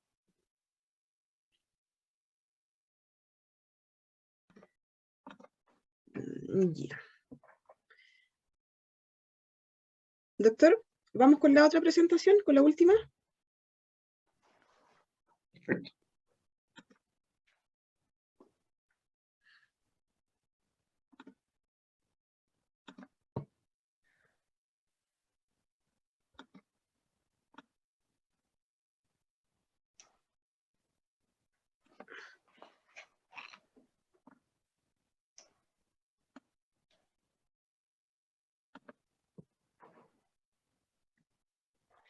Todos. Hola a todos. Antes de comenzar el desarrollo de esta presentación, me gustaría agradecer al equipo organizador por la invitación, además de reconocer el trabajo por la organización de esta actividad. El propósito de esta presentación es hablar de hepatitis virales principalmente desde un enfoque de atención primaria. O sea, yo como médico de atención primaria, ¿qué debo hacer respecto o cuándo debo pensar en un paciente que tiene hepatitis viral? Durante el desarrollo de esta presentación, la idea es que podamos ser capaces de reconocer en qué escenarios clínicos sospechar una infección viral, cómo hacer el diagnóstico serológico, reforzar algunos criterios de severidad clínica que un médico no especialista debe recordar, orientar a las principales decisiones de manejo en atención primaria y definir los principales criterios de derivación a especialistas. Para este propósito he decidido centrar el enfoque de esta actividad principalmente en 3 escenarios clínicos. El primero tiene que ver con la hepatitis aguda. Acá tenemos un caso clínico, un hombre de 30 años previamente sano que consulta por ictericia.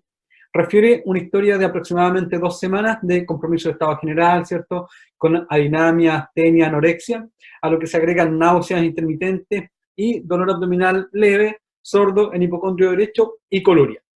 2 días o 3 días antes de la consulta, la familia le dijeron que estaba amarillo y finalmente por eso se decidió a consultar. Cuando revisamos su laboratorio hepático podemos ver que tiene una transaminitis muy significativa, ¿cierto? Más de 40 o 50 veces el valor de las transaminasas respecto al valor de laboratorio, con una bilis total que está sobre 11 de predominio directo, pero con una protrombina que es normal. Con toda esta información, entonces, nosotros podríamos rápidamente decir que este paciente tiene un síndrome ictérico, cosa que no es tan difícil de establecer. Ese es el motivo de consulta. Tenemos un examen físico que es compatible y además tenemos una bilirrubina total significativamente elevada en forma objetiva. Pero si le queremos colocar un nombre más específico, podemos hablar de que el paciente tiene una hepatitis aguda, ¿cierto? Porque tiene un tiempo de evolución corto, tiene una transaminitis en el laboratorio, pero además ya podemos decir que tiene una hepatitis aguda leve, dado que la protrombina, que es el marcador de severidad en este caso, está en un rango normal. Por lo tanto, tenemos una hepatitis aguda leve. Entonces, en este escenario, ¿cuál es la etiología o cuándo debo sospechar que el paciente tiene una infección viral? Bueno, para eso vamos a tener en cuenta primero algunas generalidades. En hepatitis aguda, los virus tienen un rol y una frecuencia significativa, pero el agente específico depende de factores propios de la gente a los que nosotros hemos estado expuestos. Y en ese sentido la anamnesis puede tener un rol muy importante buscando la exposición a esos factores de riesgo. Más del 70% de las infecciones virales agudas son asintomáticas o tienen síntomas leves e inespecíficos y por lo tanto las personas no van a consultar. Estamos viendo menos del 30% de las infecciones agudas realmente. La clínica es similar independiente del virus que esté generando la infección y otras causas de hepatitis aguda, como por ejemplo hepatitis autoinmune, hepatotoxicidad por droga, etc., pueden tener manifestaciones clínicas similares. ¿Cómo podemos orientarnos entonces respecto de la etiología o pensar en virus en mi práctica de atención primaria? Bueno, uno es el nivel de transaminasa. En general los virus elevan las transaminasas por sobre 500, pero se sabe que cuando la transaminitis es muy severa hay una cantidad de causas más restringidas que pueden explicar eso. O sea, transaminitis sobre 1000, peri 2000, habitualmente virus, tóxicos, isquemia, que habitualmente es la que eleva más, y drogas son las causas que lo pueden explicar. Y en esta gráfica, como ustedes pueden ver, las hepatitis agudas viral son una de las causas que más logran elevar las transaminasas en el contexto de una hepatitis aguda. Ese es el primer tips a tener en cuenta. El segundo tiene que ver con los factores de riesgo que condicionan una infección específica. Y por otra parte, ¿cuál es la epidemiología local donde estamos evaluando a este paciente? Acá tenemos los virus hepatotropos alineados de la A hasta la E, y en general, en nuestro medio es posible decir que el virus de la hepatitis A y el virus de la hepatitis B probablemente son las infecciones virales más frecuentes.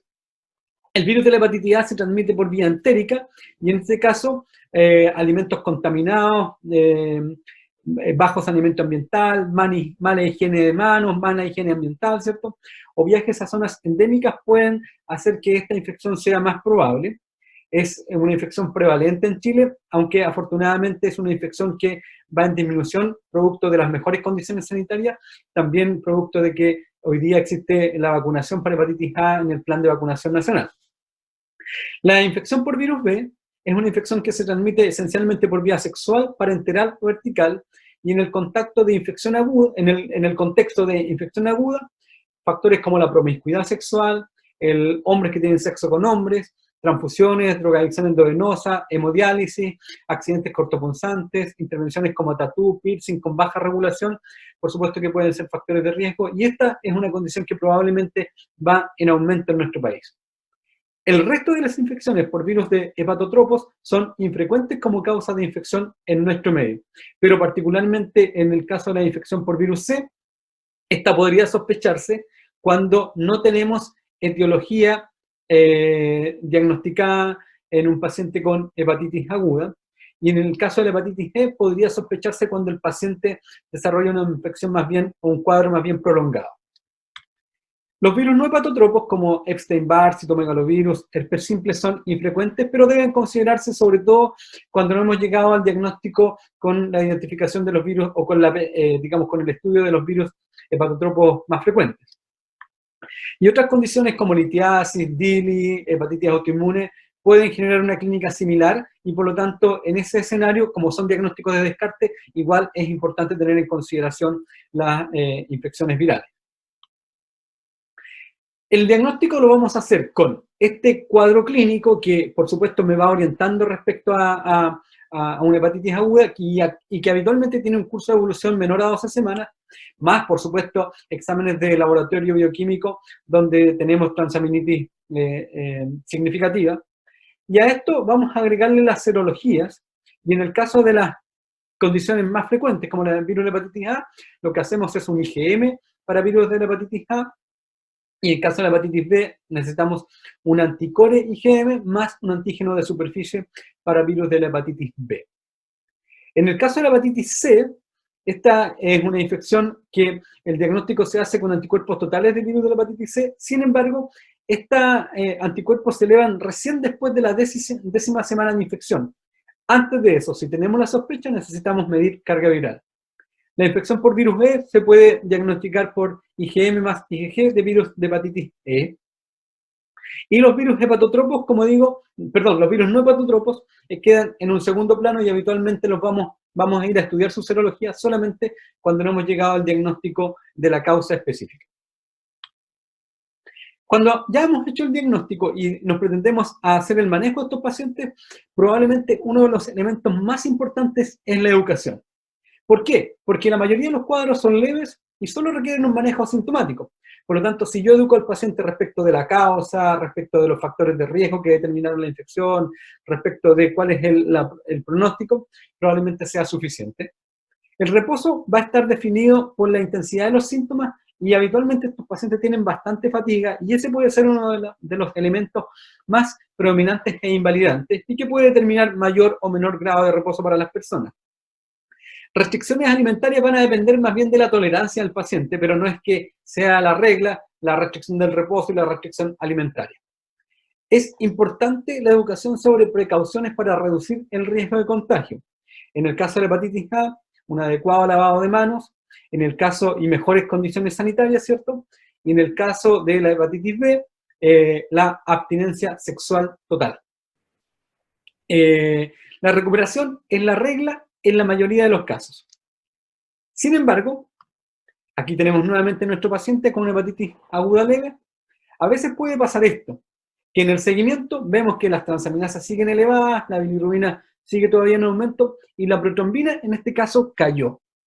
Esa caída de la protrombina, independiente del valor que tengan el resto de los parámetros de la bioquímica hepática, es un elemento que inmediatamente le confiere un nombre diferente a esta condición. Una protrombina menor a 50% hace que el paciente tenga una hepatitis aguda grave y eso necesita un reconocimiento oportuno. ¿Por qué? Porque ese paciente está eventualmente en un riesgo mayor de hacer una insuficiencia hepática aguda y por lo tanto tener mayor morbimortalidad. El elemento clave acá entonces es la identificación de la protrombina. Una protrombina menor a 45-50% es un elemento cardinal para definir la hepatitis aguda grave. En este caso, este paciente requiere un seguimiento más estrecho, requiere evaluar la necesidad de hospitalización, sobre todo si no tiene condiciones familiares o de acceso a un ambiente hospitalario en forma oportuna. Puede requerir la administración de vitamina K, sobre todo porque la vitamina K puede hacernos recuperar protrombina y el ayuno puede hacer que la protrombina esté más baja y por lo tanto sobrevalorar la severidad de la enfermedad. Y aquí también es muy importante que eduquemos al paciente sobre los riesgos de una severidad, de una evolución más grave, particularmente el riesgo de una insuficiencia hepática aguda y educar a la familia o a los cuidadores o al ambiente hospitalario respecto de cuándo el paciente puede estar evolucionando a una condición de esa naturaleza.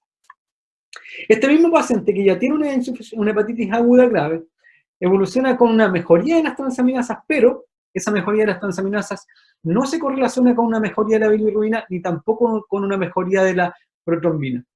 Y en este caso, este paciente sigue teniendo una hepatitis aguda grave, pero me está mostrando que la reserva hepática es menor, por eso es que las transaminasas están cayendo, y eso hace aún más probable que el paciente termine desarrollando una insuficiencia hepática aguda. Ahora, si en este escenario se agrega algún elemento de deterioro cualitativo del estado de conciencia del paciente, por supuesto que el escenario cambia inmediatamente y el paciente ya tiene una insuficiencia hepática aguda. Esta insuficiencia hepática aguda, la encefalopatía, es el elemento cardinal que marca esta condición. Y aunque es raro el desarrollo de insuficiencia hepática aguda en el contexto de infección viral aguda, es necesario tener en cuenta que sí puede ocurrir. Y ante la ocurrencia de este fenómeno, necesitamos tener en cuenta que el paciente requiere una derivación urgente a un centro con disponibilidad de trasplante hepático, que debe ser manejado en una unidad de intensivo y que en algunos casos, particularmente en el caso de la infección aguda por virus B, ya sea grave o en el contexto de insuficiencia hepática aguda, podrían beneficiarse los pacientes de manejo farmacológico, lo cual reduciría el riesgo y por lo tanto podría evitar que el paciente necesitara un trasplante hepático y tuviera mayor riesgo de mortalidad. Sin embargo, a veces nos podemos encontrar en lugares donde no tenemos acceso a un laboratorio. Y en ese escenario es importante que tengamos en cuenta lo siguiente. Los pacientes con insuficiencia hepática aguda habitualmente son pacientes jóvenes y pacientes sanos. Por lo tanto, no tienen antecedentes a una enfermedad hepática conocida. desarrollan una ictericia en un corto periodo, en un periodo más bien agudo, que es menor a 12 semanas. Y en ese escenario, paciente joven, sano, ¿cierto?, sin antecedentes mórbidos, que tiene ictericia, se agrega encefalopatía. Esos tres elementos hacen el diagnóstico de una insuficiencia hepática aguda, y este diagnóstico podría ser sospechado o planteado incluso sin tener laboratorio y sin tener una etiología específica que lo esté definiendo. Por lo tanto, acá es necesario tener en cuenta que las hepatitis virales tienen un rol clave como causa de hepatitis aguda. La hepatitis A y B son las principales etiologías en nuestro medio. La mayoría de los casos tienen cuadros leves y con recuperación completa, y eso es súper importante tenerlo en cuenta. Es fundamental educar sobre el potencial de evolución a cuadros graves con peor pronóstico. Habitualmente no educamos de entrada, pero si vemos que un paciente tiene elementos de mayor gravedad, nos preparamos y lo vamos preparando. Aunque infrecuente, el reconocimiento de insuficiencia hepática aguda por cualquier agente debe ser precoz y requiere derivar urgentemente a un centro con posibilidad de trasplante hepático.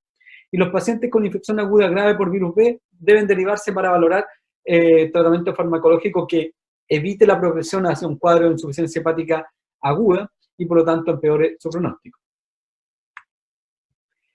El segundo escenario tiene que ver con los pacientes que tienen una hepatitis crónica. Un ejemplo podría ser este. Una persona relativamente joven, ¿cierto?, sin antecedentes mórbidos, que se decide realizar exámenes por cualquier cosa, y en ese contexto se identifica una alteración asintomática del perfil hepático, que en este caso es una elevación leve de las transaminasas, con el resto del laboratorio normal.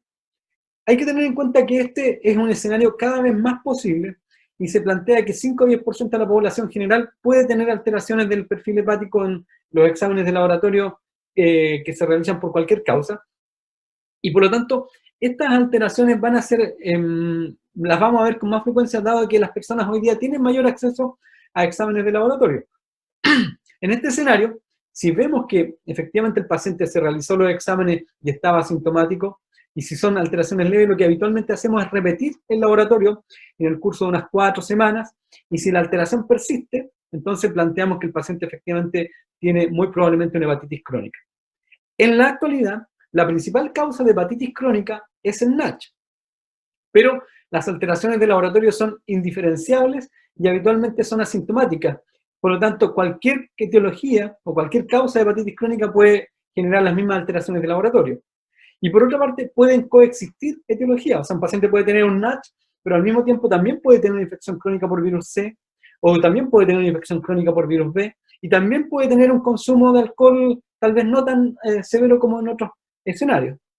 Y parte de los diagnósticos son de descarte. Por ejemplo, si estoy pensando que un paciente tiene un NASH, igual requiere necesariamente descartar infecciones crónicas por virus. En este escenario, entonces, si tenemos un paciente con una hepatitis crónica, que vamos a plantear que habitualmente va a tener más de 6 meses de evolución de la transaminitis, de una transaminitis, los agentes etiológicos más probables son una infección por virus B. La infección crónica por virus B ocurre en el 5% de los adultos que se infectan por virus B. El diagnóstico lo hacemos con antígeno de superficie positivo y anticore total positivo, particularmente IgG. Recuerden que el IgM es un marcador de infección aguda. La seroprevalencia en Chile es de aproximadamente un 0,15% de la población. El otro agente etiológico documentado en Chile es la infección crónica por virus C. La infección crónica por virus C ocurre entre un 55 a 85% de los adultos que se infectan por virus C, ¿ya? Entonces, la gran mayoría desarrolla una infección crónica, y el diagnóstico lo hacemos con anticuerpos totales para virus de hepatitis C positivo, que además, una vez que se establece esa positividad, requiere una confirmación en el ISP, dado que este examen es muy sensible, pero es poco específico.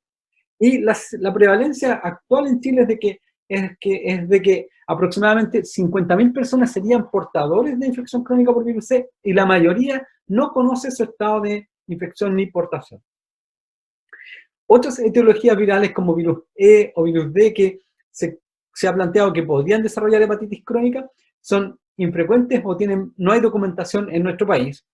Y la infección crónica, además, es sugerida su identificación, su pesquisa, en pacientes que están en plan de iniciar terapia de inmunosupresión. Así que ahí hay un escenario en el que también podríamos encontrarnos con pacientes en este contexto, con hepatitis crónica. La hepatitis crónica es la expresión de cualquier condición que inflame el hígado en forma persistente, ¿cierto? Pero como no es un patrón característico, podría estar determinado por cualquier etiología, como por ejemplo las que se observan ahí. Y por lo tanto, cada vez que me enfrento a este paciente, necesito volver hacia atrás a pensar cuáles son las etiologías que pueden explicar esto. Y, por supuesto, en este contexto, la infección por virus B, la infección por virus C, son las causas que nosotros debemos pensar y debemos descartar. Entonces, los mensajes relacionados con este segundo escenario son: las hepatitis virales crónicas tienen baja prevalencia en Chile, pero deben descartarse siempre, sobre todo por la posibilidad de tener opciones terapéuticas efectivas y seguras en la actualidad. La infección por virus B y C son los agentes documentados en nuestro medio, y una vez confirmado el diagnóstico se sugiere o podemos sugerir la derivación a un especialista para el estudio de la severidad y riesgos de la enfermedad, principalmente el riesgo de progresión a cirrosis o a complicaciones como hepatocarcinoma, además de definir las opciones o necesidad de tratamiento. Ambas condiciones pueden evolucionar a una cirrosis hepática, y en el caso de la hepatitis B, esta tiene un riesgo más significativo de hepatocarcinoma que incluso puede aparecer aunque el paciente no sea cirrótico. El tercer escenario tiene que ver con cuando el daño en el hígado ya está establecido y es severo, y entonces el paciente tiene una cirrosis hepática. La cirrosis hepática es actualmente una enfermedad altamente prevalente en Chile y que genera un alto impacto en términos de morbimortalidad. Por lo tanto, los pacientes habitualmente se presentan de esta manera. Paciente, qué sé yo, de una edad adulta, ¿cierto?, que se realiza un estudio por cualquier causa, en este caso una ecografía por síntomas funcionales, y en la ecografía se ven heterogeneidad del parenquima hepático, irregularidad de los bordes, que son elementos sugerentes de daño hepático crónico, alteraciones morfológicas sugerentes de daño hepático crónico. Entonces, en este escenario nos pasa lo mismo que en el ejercicio anterior. Tenemos un paciente que es cirrótico, que probablemente tuvo una anoxia sostenida en el tiempo dañando el hígado, pero esa anoxia es indistinta de otras, y por lo tanto debemos plantearnos hacia atrás cuáles son las etiologías que eventualmente pueden producir esto en nuestro medio. Virus B y virus C son importantes en nuestra realidad. También hay que tener en cuenta que los pacientes que tienen cirrosis inicial o hepatitis crónica a veces pudieran tener un perfil hepático normal, ¿ya? Y esto incluso ocurre hasta en un 16% de los pacientes con virus de la hepatitis C. Por lo tanto, el no tener alteraciones bioquímicas no descarta que el paciente pueda tener una infección crónica por virus B o por virus C. Y por lo tanto, igual debemos pensar en ello. En el contexto ya de un paciente cirrótico, hay algunas alteraciones de laboratorio que debemos tener en cuenta. Una de ellas, y la más específica, tiene que ver con la trombocitopenia. Los pacientes con plaquetas menos de 160.000, este hallazgo es muy específico y sugiere, por supuesto, un mayor riesgo de que este paciente sea cirrótico. Por lo tanto, ante un paciente con trombocitopenia, siempre pensar en cirrosis y luego pensar en las causas que la podrían explicar. Las alteraciones del examen físico, lo que nosotros clásicamente hemos llamado estigma de daño hepático crónico. Hay varios, ¿cierto?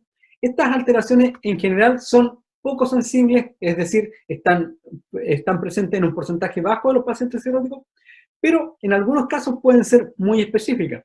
Por supuesto, si pienso en ascitis, si pienso en encefalopatía, si pienso en ictericia, naturalmente voy a pensar en una enfermedad hepática, pero el tema es que ahí ya estoy pensando en una enfermedad hepática probablemente avanzada o descompensada. Pero si me pongo en el escenario de un paciente en el que no conozco la enfermedad hepática y solamente encontré hallazgos que me hacen pensar en ella, en este caso, la presencia de telangiectasia aracniforme es un elemento altamente específico. Y por lo tanto, este hallazgo en el examen físico nos debe hacer pensar que el paciente puede tener una cirrosis y que por lo tanto debemos buscar cuáles son las etiologías que le expliquen. Naturalmente que si encontramos hallazgos tan marcados como un varices esofágica en la endoscopía o si el paciente debuta ya directamente con complicaciones graves relacionadas con la enfermedad hepática, nosotros nuevamente debemos hacer el ejercicio de pensar cuáles son las etiologías que pueden generar daño hepático y por lo tanto hacer el estudio hacia atrás buscándolas. ¿Por qué en particular es tan importante esto en el caso de las hepatitis virales?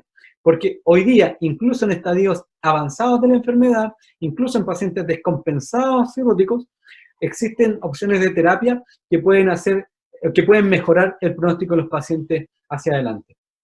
Y esas opciones de terapia son seguras y altamente efectivas. Lo que queremos evitar, por supuesto, es que el paciente desarrolle complicaciones ominosas como esto, un hepatocarcinoma avanzado, sin opciones terapéuticas definitivas, incluso muy limitado desde el punto de vista paliativo, y por lo tanto el pronóstico del paciente es bastante cerrado. En Chile, el consumo de alcohol ha sido considerado la principal causa de cirrosis hepática, lo cual puede ser correcto. Sin embargo, asumir que el paciente es cirrótico por alcohol y no hacer al menos una búsqueda de otras causas, me parece que no corresponde. Y por lo tanto hay que tener en cuenta lo siguiente. Esta es una estadística nacional antigua. Es cierto que el alcohol es, o era en ese momento, la causa más importante de cirrosis hepática, pero puede haber coexistencia.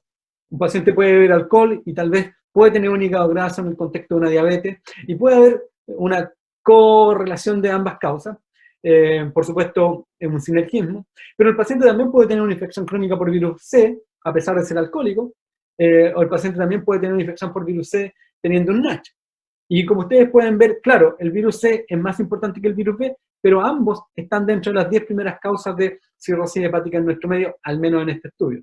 Y por lo tanto, virus C y virus B deben descartarse.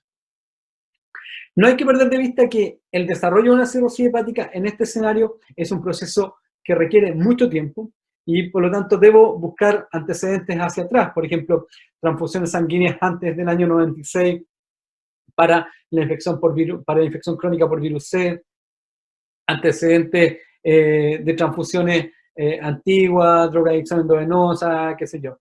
Entonces, este periodo puede ser tan largo como 20 años, pero en algunos casos, por ejemplo, en el caso de hepatitis B, este periodo puede ser incluso mayor a 40 años. Y estos pacientes habitualmente son asintomáticos. Por lo tanto, cada vez que estamos ante un paciente cirrótico, el diagnóstico etiológico pensando en patología viral es clave. ¿Por qué? Porque actualmente existen terapias seguras y altamente efectivas que pueden reducir los riesgos y complicaciones propias de la enfermedad y por lo tanto mejorar el pronóstico de estas personas.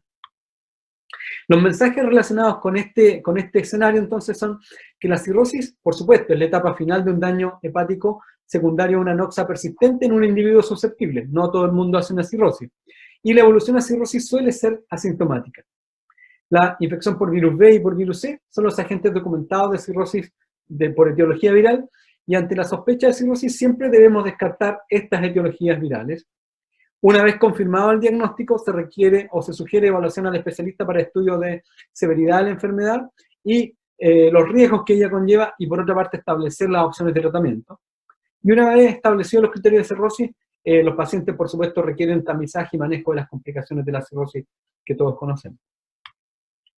Para finalizar, decir que las infecciones por virus pueden generar diferentes escenarios clínicos en el hígado: hepatitis aguda, hepatitis crónica, cirrosis hepática. Las hepatitis agudas habitualmente tienen cuadros clínicos inespecíficos, independientes del agente, pero afortunadamente suelen ser leves y con resolución completa. En la hepatitis aguda, independiente del agente, la evolución a una insuficiencia hepática aguda determina mal pronóstico y requiere un diagnóstico de derivación oportuna, precoz, a un centro con la posibilidad de realizar trasplante hepático. En pacientes con hepatitis aguda grave por virus B, estos pueden ser derivados a centros con posibilidad de entregar una terapia antiviral, o al menos ponernos en contacto para ver cómo podemos gestionar eso. Y las infecciones por virus B y C pueden condicionar el desarrollo de una cirrosis, de una hepatitis crónica y una cirrosis, y la identificación de ambos agentes puede favorecer la instalación de tratamientos efectivos y seguros y reducir con ello los riesgos asociados a la progresión de la enfermedad y, por supuesto, mejorar el pronóstico de estas personas.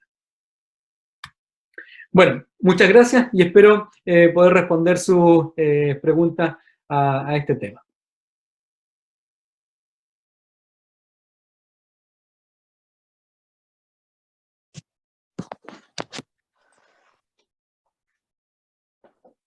Muchas gracias, Alex y Fernando, por sus excelentes presentaciones. Ignacio, vamos ¿te escucha? ¿Se escucha? Sí. Sí, se escucha, perfecto. Para que pasemos han llegado algunas preguntas al chat para que podamos ir respondiendo. Si las tienes tú ahí anotadas algunas. Sí, hay varias preguntas. Ya que está el director del curso aquí presente, le vamos a hacer una de hígado graso. Hay una que tiene que ver con el uso de la ultrasonografía, la ecografía abdominal en hígado graso y la asociación con hepatocarcinoma. Y si eventualmente usarías algún fármaco, Fernando, en la práctica. Bueno, ¿el uso de ecografía en hígado graso? Sí, el screening de ultrasonografía o de ecografía abdominal en pacientes con hígado graso, y si existiría o no la asociación de hígado graso con hepatocarcinoma. Sí, la ecografía en hígado graso es una de las formas más habituales por las cuales llegamos al diagnóstico hoy en día. Lo mencioné, esta es una patología sintomática a la cual se llega porque hay elevación persistente de transaminasas, o se hace una ecografía abdominal pensando en algún motivo y donde se informa este hígado brillante o hiperecogénico, que está demostrado tiene una alta correlación con grasa en el hígado. Ahora, obviamente, también como está puesto en la presentación y que pueden revisarlo con calma, es una patología que es progresiva, que puede asociarse a fibrosis, cirrosis en etapas avanzadas, y como mencioné, y está igual señalado en la guía de la Sociedad Chilena de Gastroenterología, que para salir poco tiempo más, hay un porcentaje que se estima que puede ser de un 5 o un 7% que puede llegar a terminar siendo un hepatocarcinoma. Ahora, obviamente que una vez que el hígado, la enfermedad ya sea por hígado graso o hepatitis virales, como mencionaba recién Alex, llegan a etapa de cirrosis, dentro de los seguimientos y precauciones que hay que establecer, obviamente, es el seguimiento ecográfico cada 6 meses aproximadamente, en busca y detección precoz de cualquier lesión hepática, pero fundamentalmente hepatocarcinoma en etapa precoz, que puede ser eventualmente tratable. Entonces eso explica un poco la pregunta. Y preguntan también el uso rutinario de la alfa-fetoproteína, si tendría algún rol. Está dentro de lo que se debe hacer ya cuando el paciente está cirrótico, y junto con la ecografía cada 6 meses se incluye realizar un perfil hepático y la alfa-fetoproteína en busca exactamente de esto, de pesquisa precoz de hepatocarcinoma. Excelente. Gracias, Fernando. Hay varias preguntas de síndrome de intestino irritable hacia el doctor Fernando Torres, que hizo una muy buena presentación, muy clara además. Y hay algunas preguntas en relación al uso de FODMAP en la práctica. Si permanente, por un tiempo, a qué paciente utilizar esta dieta, digamos, o si tiene que ser personalizado o no. No sé, Fernando, si nos puede ayudar con eso. Hola, buenos días. Muchas gracias por la presentación y muchas gracias por la pregunta porque es súper interesante. La dieta baja en FODMAPs, la verdad es que es un trabajo en conjunto. Es un trabajo en conjunto con una nutricionista capacitada en el tema, con una nutrióloga capacitada en el tema, y el periodo de una dieta baja en FODMAPs, la verdad es que los plazos establecidos para tener esta dieta van de 2 a 8 semanas, en que se adhieren a esta dieta precisamente indicada por una especialista, una nutricionista especialista en el tema.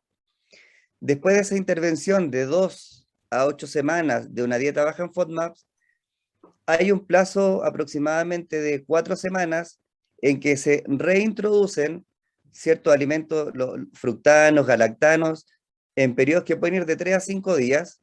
De esa forma, estos pacientes van viendo si efectivamente hay una respuesta y ven cuáles son los alimentos que les generan molestias, y después de esta segunda etapa en que ellos determinan y ven qué alimento les genera la molestia, pasan a la tercera fase de mantención, eliminando esos tipos de alimentos. Ahora, este plazo va de 2 a 8 semanas porque no es un periodo eterno.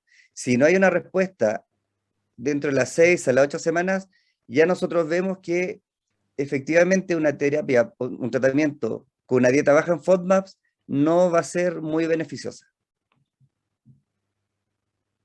Fernando, hay varias preguntas más para ti. Bueno, primero felicitarte por tu charla, estuvo súper buena y te estás llevando la mayoría de las preguntas del chat.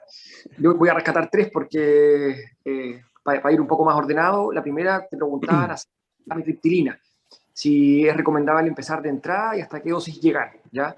La segunda, acerca del trimebutino, en qué escenario clínico sería ideal. Y la tercera, acerca de cuál sería el mejor manejo para un paciente que se queja de hinchazón. De acuerdo. A ver, una de las diapositivas que mencionamos a mitad de la presentación cuando comenzamos a hablar del manejo, es súper importante establecer el subtipo de síndrome de intestino irritable. ¿Por qué? Porque tenemos un síndrome de intestino irritable variedad diarrea versus un síndrome de intestino irritable variedad constipación. Entonces, lo que nosotros sabemos es que la amitriptilina en dosis muy alta genera evidentemente constipación. Entonces, a un paciente que tiene un síndrome de intestino irritable variedad constipación, no va a favorecer mucho la utilidad de este medicamento en este cuadro, pero sí en un paciente que tiene un síndrome de intestino irritable variedad diarrea. Ahora, no todos los pacientes tienen la misma respuesta a amitriptilina, y eso uno lo aprende, bueno, cuando uno trabaja en atención primaria, indicaba amitriptilina a otros cuadros clínicos, con dosis que uno veía que un paciente de 25 miligramos lo dejaban, pero con bastante somnolencia al día siguiente, y otros pacientes con dosis 75 miligramos que la verdad es que no le surtía ningún efecto. Entonces, ¿por qué uno parte con esta dosis baja de 12,5 miligramos? Porque es una dosis baja que regula la hiperalgesia visceral en el síndrome de intestino irritable, y a partir de ahí, viendo las primeras 2 a 3 semanas, uno puede ir incrementando progresivamente la dosis, hasta llegar a 50, 75. Ahora, en nuestra experiencia, la amitriptilina uno le indica principalmente en el síndrome de intestino irritable variedad diarrea, por este fenómeno o esta reacción que retrasa también el vaciamiento intestinal, el tránsito intestinal, y favorece un poco la constipación. En ese grupo predominantemente. Y la amitriptilina lo coloqué porque es un fármaco que está ampliamente disponible en atención primaria, es un medicamento que es bastante bueno, pero también por esta reacción adversa, boca seca, ojo seco, a veces retención urinaria, los pacientes se alejan de este medicamento. Pero para el síndrome de intestino irritable es bastante bueno, por eso cuando uno lo indica, hay que dar todas esas salvedades y precaución a los pacientes, porque desde el punto de vista analgesia visceral, es un muy buen fármaco. Si preguntan en qué grupo, de preferencia en variedad diarrea. La segunda pregunta, que hace mención a cuándo usar el trimebutino, la verdad es que efectivamente es un medicamento que se usa de forma bastante frecuente, pero sí una de las precauciones que hay que tener es que genera un poco más de constipación. Y el trimebutino está dentro del grupo de los antiespasmódicos, que es del primer grupo que mencionamos en la presentación, así como la mebeverina, la doloverina, todos esos fármacos. También dentro del grupo de los antiespasmódicos está el trimebutino, que tiene un efecto mixto. Se puede utilizar de preferencia en el grupo con síndrome de intestino irritable variedad diarrea, porque en el síndrome de intestino irritable variedad constipación puede generar y perpetuar la constipación. Y la tercera pregunta, si me la pueden recordar, por favor. ¿Qué hacer con el paciente que se hincha? ¿Qué es su principal motivo de consulta o su principal molestia? Ya. Muy, muy buena pregunta. Y la salvedad de responder. que hay que tener ahí es que en este grupo de síndrome de intestino irritable, y coloqué la imagen de bloating, que es esta sensación subjetiva de distensión abdominal, versus la hinchazón abdominal, en que es categóricamente un aumento del perímetro abdominal. Esta hinchazón objetiva nos tiene que hacer pensar en otros diagnósticos diferenciales, y uno de esos diagnósticos diferenciales es el sobrecrecimiento bacteriano. En este grupo, uno indica otros tipos de tratamiento, pero en el paciente que efectivamente tiene esta sensación de hinchazón abdominal, nos pueden ayudar de alguna forma a otros fármacos, como la simeticona, como alguien le ha preguntado ahí en el chat. Es un fármaco que podría ser útil. Sin embargo, un diagnóstico importante a descartar es la presencia de sobrecrecimiento bacteriano. Perfecto, muchas gracias. ¿Puedo decir algo? Por Respecto supuesto. sí, es que respecto a esto mismo, yo creo que es súper frecuente e interesante. La amitriptilina en gente joven y con problemas de ansiedad y que duerme mal es un fármaco espectacular, creo yo. Respecto a la distensión abdominal, la constipación es muy frecuente, que probablemente Fernando tiene mejores datos que nosotros, pero es muy frecuente y de repente la subvaloramos. La intolerancia a la lactosa igual es una condición prevalente hoy día en la población adulta y también de repente no la consideramos y creo que podría ser un elemento adicional sin significar costos mayores para los pacientes, por el contrario, intervenciones de baja complejidad, digamos. Eso. Sí, excelente, Alex. Oye, Alex, bueno, ya que está... Quisiera hacer justamente una consideración y gracias por el comentario, Alex. Hay algunos elementos como para descartar intolerancia a la o mala absorción de lactosa o de fructosa, como son los test de aspirado, que son algunos exámenes de laboratorio que uno tiene. El diagnóstico de intolerancia a la lactosa es netamente clínico y los pacientes dicen, doctor, tomo leche y me hincho. Claramente hay un cuadro de probablemente mala absorción, intolerancia, pero ojo con suspender muchas veces ciertos nutrientes, como la lactosa. ¿Por qué lo digo? Porque están de moda las dietas libres de gluten. Y yo sé que todos como gastroenterólogos nos hemos enfrentado a eso y llegan con la pregunta, doctor, ¿sabe qué? Dejé el gluten y me siento mejor. No creo que esos pacientes hagan solamente una dieta restrictiva de gluten, sino también una dieta baja en FODMAPs. Así que ojo con esas consideraciones porque a la vez nos pueden llevar también a ciertos déficits nutricionales.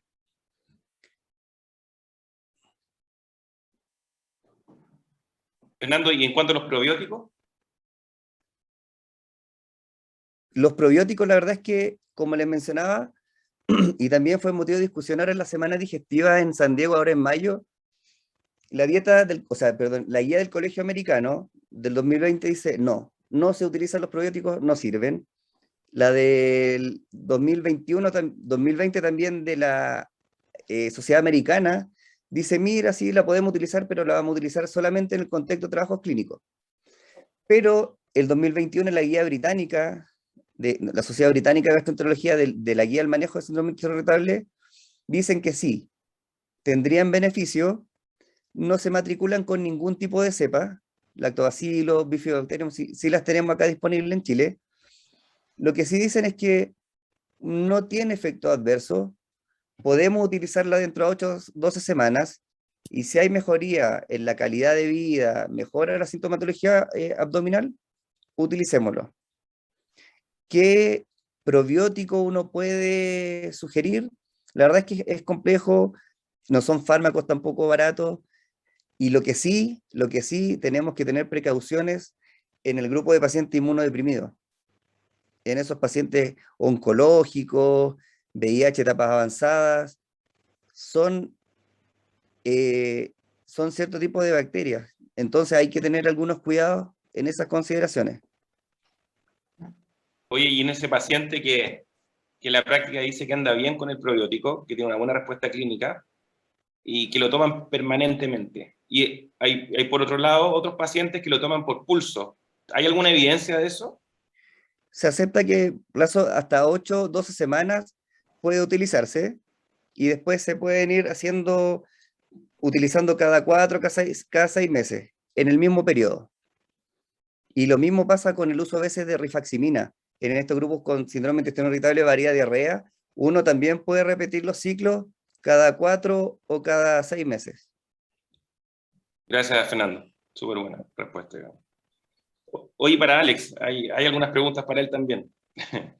En cuanto a las hepatitis virales no complicadas, el paciente ambulatorio que tiene una hepatitis por virus A, ¿cada cuánto tiempo hacerle el control desde el punto de vista de los exámenes?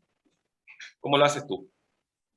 Sí, bueno, la verdad es que no hay una así receta de una guía donde uno pueda establecer eso, pero en general si el paciente tiene una hepatitis leve y uno sabe que el clearance de las transaminasas puede demorar hasta 5 días, en realidad un control una vez a la semana probablemente es suficiente. Y ahí, por supuesto que hay que educar al paciente respecto de la sintomatología que tiene, de cuál es el compromiso, el impacto que esto tiene, y en la medida que el paciente va evolucionando bien, o al menos está estable, es decir, no hay ningún elemento de complicación, yo creo que un control una vez a la semana está bien. Es diferente al paciente que uno ya lo encuentra con una protrombina baja, menor a 50%. Ojo que el valor de las transaminasas por sí solo no constituye un riesgo, solamente me dice que hay mucha inflamación. En la medida que el paciente tenga una protrombina elevada, una protrombina normal, ¿cierto? Ese paciente, el hígado está aguantando y probablemente va a aguantar, y es lo que ocurre en la mayoría de los casos. Y de repente vemos que los colegas se asustan porque las transaminasas están muy, muy elevadas, pero no se enfocan en el elemento más importante, que es la protrombina, ¿ya? Entonces, el paciente con hepatitis aguda, si está bien, protrombina normal, una vez a la semana, tranquilidad, información, decirle que esto va a tomar un tiempo, que lo más seguro es que se va a resolver. En general, dentro de 2 o 3 semanas el paciente está bien. En el caso de la hepatitis grave, como decían de la presentación, ese paciente requiere información mucho más estrecha respecto de los riesgos y de la evolución. Y es ahí donde yo creo que uno tiene que ser súper claro con el paciente de que si no están las condiciones ambulatorias para que ese paciente tenga un buen monitoreo, entonces ese paciente debiera quedar hospitalizado. Y ese paciente probablemente va a tener un control de perfil de bioquímica hepática, ¿cierto? Cada 48 horas máximo. Porque uno tiene que estar atento a cómo va evolucionando esto. Y en ese caso también es importante educar a las personas y al personal de salud de que si ese paciente está un poquito bradipsíquico, ya es un elemento de que el paciente se complicó, ¿ya? Así que creo que ahí es más o menos la línea de seguimiento. Perfecto. Hay un par de preguntas de hígado graso, doctor Riquelme. Preguntan si se hace el control de atención primaria, cada cuánto tiempo y con qué exámenes sería recomendado hacer el seguimiento. Si son reversibles algunos hígados grasos por fármaco, específicamente preguntan por tamoxifeno. Y también para los expositores de hígado preguntan si la lactulosa tiene que ser de regla y debe tomar el paciente cirrótico todos los días de forma obligatoria lactulosa. A ver, en cuanto al hígado graso, sí, el seguimiento en realidad, o sea, debería estar enfocado principalmente en los grupos de riesgo que mencionamos, pacientes diabéticos, hipertensos, con características de síndrome metabólico. Idealmente el seguimiento no requiere grandes exámenes, bastaría conocer un buen perfil hepático, medir la severidad o el riesgo de fibrosis con este score tan simple como el FIT4, que incluye la edad del paciente, el valor de las transaminasas y plaquetas, y de esta forma intentar diferenciar los grupos de riesgo. Ahora, depende de lo que tenga el paciente, si es un paciente diabético, si es un paciente obeso, será necesario de controlarlo 2 veces al año, cada 3, 4 meses o simplemente 2 veces al año. Probablemente hay más que un control médico, y creo que es una cosa importante, y que escuchar a Fernando también hablar de enfermedad inflamatoria general, hace plantear que probablemente la atención primaria sería el ideal trabajar en conjunto con los otros especialistas, nutricionistas, enfermeras, que puedan de alguna forma ayudar a controlar a estos pacientes en el manejo de su patología, de dieta, de la baja de peso, del control de educación fundamentalmente, que no siempre los médicos podemos por el poco tiempo que se nos asigna en la consulta, que no se logra. Entonces, probablemente un control, establecerlo y focalizarlo en los pacientes con grupos de riesgo, utilizar este marcador que es muy fácil de realizar, y por supuesto, como se demostró igual en la presentación, la fibrosis y la estitosis son reversibles con las medidas. Si uno retira el medicamento que lo puede estar produciendo y se puede retirar, se retira. Si se logra bajar de peso el paciente, ustedes vieron más del 10% de algunos pacientes regresan la fibrosis. Entonces, la verdad es que son medidas que son útiles. Y ojalá recordar, y una vez pongo más el énfasis, que esto es una patología sintomática y que no queremos llegar a que el paciente esté cirrótico, no queremos llegar a que el paciente tenga un cáncer, y la idea es búsqueda activa en los grupos de riesgo. ¿Puedo comentar un poquito de eso también? Yo creo que hoy día los que vemos los pacientes cirróticos, de hecho los que vemos los pacientes cirróticos en condición desastrosa, ¿cierto? Ya muchas veces sin poder hacer mucho, hacemos el análisis de qué pasó hacia atrás. Y ese paciente pasó por el médico general, pasó por el especialista, por el cardiólogo muchas veces, pasó por el internista, pasó por la diabetóloga, pasó, qué sé yo, lo operaron, y nadie en ningún momento pensó que si ese paciente tenía condiciones de riesgo metabólica, estaba en riesgo para desarrollar una enfermedad hepática.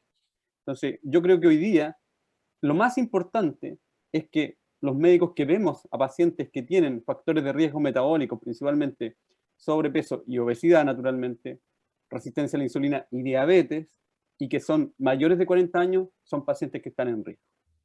Y ese es el mensaje, yo creo, inicial que probablemente Fernando también ha intentado dar en la presentación, que no se nos pasen los pacientes. Porque en la medida que los podemos encontrar ahí, ¿ya? Entonces es el momento donde podemos decidir qué paciente está realmente en riesgo, intervenir a ese paciente con mayor intensidad y evitar que progrese a la cirrosis. No todos van a ser cirróticos. Solamente un tercio de los que tienen hígado graso van a generar una esteatohepatitis y luego un tercio aproximadamente va a desarrollar una cirrosis. Pero tenemos que saber diagnosticar o identificar a ese grupo de mayor riesgo, que no se nos pasen los pacientes. Exactamente. Respecto a la lactulosa que alguien preguntó, que decía Ignacio también, la lactulosa no la usamos de regla en los pacientes cirróticos. La lactulosa, es cierto que los cirróticos probablemente tienen una alta prevalencia de encefalopatía subclínica, pero la lactulosa recién la utilizamos cuando el paciente tiene manifestaciones de la enfermedad. O sea, cuando el paciente empieza a hacer bradypsiquia, cuando el paciente empieza a tener flapping, o cuando el paciente derechamente ha manifestado una encefalopatía y ha requerido una consulta o ha requerido una hospitalización, qué sé yo. Y el uso de la lactulosa requiere que el paciente ajuste la dosis para tener 2 a 3 deposiciones pastosas durante el día. Y es la primera intervención, y si esa intervención no mejora el paciente, bueno, uno pasa a segunda intervención. Y es importante también educar sobre la alimentación en los pacientes. Yo quisiera insistir también un detalle más referente a lo mismo que reforzaba Alex, y es recordarle a todos los que están escuchando que la elevación de transaminasas, por leve que sea, no es algo normal. Porque también nos pasa eso, nos encontramos pacientes que han tenido elevación de transaminasas leve, persistente durante todo un tiempo, y que nadie la ha tomado en cuenta antes. Entonces, acá los grupos de riesgo, cualquier elevación de transaminasas no es normal y debe ser tenida en cuenta o controlada o estudiada si persiste. Sí, por supuesto. Pero al mismo tiempo, el hígado no es que se dañe de la noche a la mañana. A uno le pasa que el colega ve las pruebas hepáticas alteradas, se desespera y lleva al paciente a hacer de repente acciones también que son innecesarias, digamos. Entonces, las enfermedades hepáticas tienen una evolución crónica, larga. No va a cambiar el pronóstico del paciente si hago el diagnóstico correcto hoy día o lo hago en 2 meses más o en 3 meses más. Puedo hacer cosas mientras tanto. Entonces, es bueno educar a las personas porque cada vez que las personas ven que las pruebas hepáticas están alteradas, se desesperan y lo único que quieren es saber qué le está pasando. Y el médico, habitualmente con la cantidad de pacientes que tiene, también se desespera y hace que el paciente termine haciéndose exámenes innecesarios y con mucho temor. Entonces, se pueden repetir los exámenes. Uno puede repetir los exámenes en 1 mes, 2 meses, ver qué pasó, pedir una ecografía mientras tanto, y si el paciente volvió y tiene efectivamente la alteración persistente, bueno, yo lo puedo enfocar hacia la patología que más probablemente tiene. Pero, como dijimos en las presentaciones, también se requiere un descarte. No considerar que el paciente exclusivamente tiene alcohol y olvidarme de que también pudo haber tenido un NASH, y hay pacientes que son Claro. o que tiene una hepatitis C, se transfundió antes del año 96 y por lo tanto podría beneficiarse de una terapia, o tiene una hepatitis B y lo mismo, ¿cierto? Entonces, las acciones pueden ser como mesurada, informar bien al paciente, no generar una alarma innecesaria, pero sí estudiar al paciente.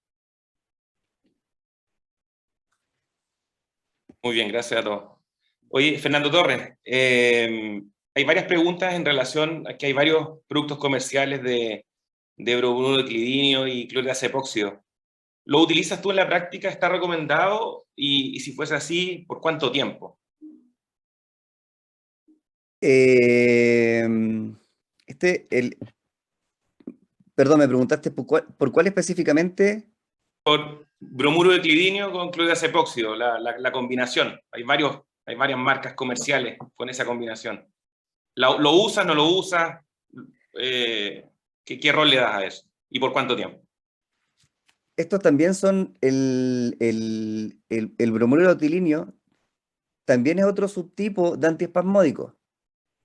Entonces, si uno se matricula con el inicio de estos fármacos, en el fondo para una mejoría de la sintomatología del dolor abdominal, uno estos los podría usar sin ningún problema de forma crónica, en dosis fija una vez al día durante la mañana, y el clordiazepóxido, que nosotros sí lo utilizamos, lo podemos utilizar de preferencia en las noches, ¿ya?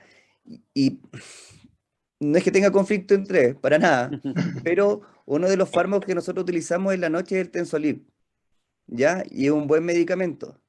Y eso indistintamente, o para síndrome de intestino irritable, varia diarrea o constipación, sí se puede utilizar. Y es uno de los fármacos que tal vez como receta de cocina lo podríamos indicar, ¿ya? Pero ojo, cualquier antiespasmódico se puede utilizar de forma permanente. El tema es que el bolsillo muchas veces no da, pero si es un fármaco que estaría indicado, no habría ningún problema en indicarlo de forma permanente. Ahora, este es un dolor crónico que los pacientes no lo tienen tampoco todos los días. Hay que explicarle que pueden haber exacerbaciones durante toda su vida y puede que, para ahorrar un poquito más, que lo utilicen en esos momentos. Ya no habría ninguna contraindicación de usarlo de forma permanente.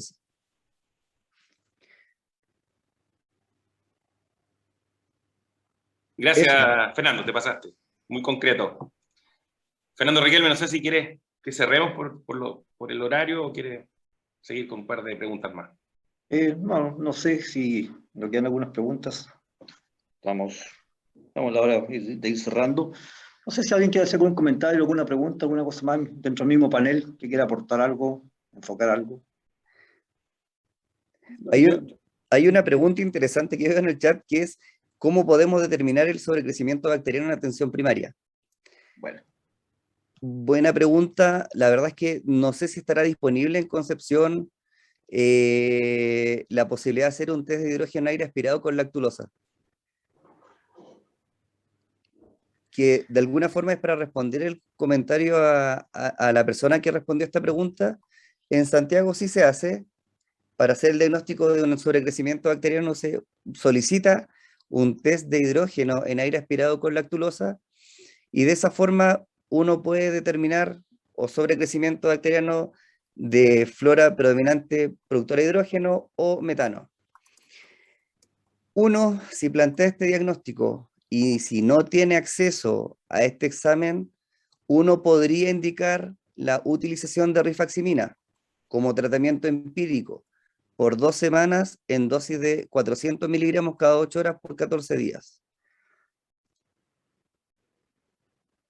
Sí, en Concepción, en el Centro Médico Concepción, está disponible, probablemente en algunos meses más estará disponible en algunos otros centros, pero sí se puede hacer, ¿ya? El concepto más importante de las 3 charlas de hoy es la importante rol de atención primaria en promoción y prevención de la salud. Como decía Fernando, hay varios fármacos que él mencionó que están disponibles en la atención primaria. Y como decía Fernando y Alex, hay muchas cosas que se pueden detectar a tiempo y pueden cambiar el curso natural de la enfermedad y no llegar a casos como comentaban los expositores de cirróticos con hepatocarcinomas avanzados por no haber hecho una estrategia de prevención y promoción en un momento adecuado. Así que ustedes lo tienen claro y todos lo tenemos claro, la atención primaria tiene un rol fundamental en estas 2 áreas y es algo muy importante para el futuro de los pacientes y para quebrar la historia natural de muchas de estas enfermedades.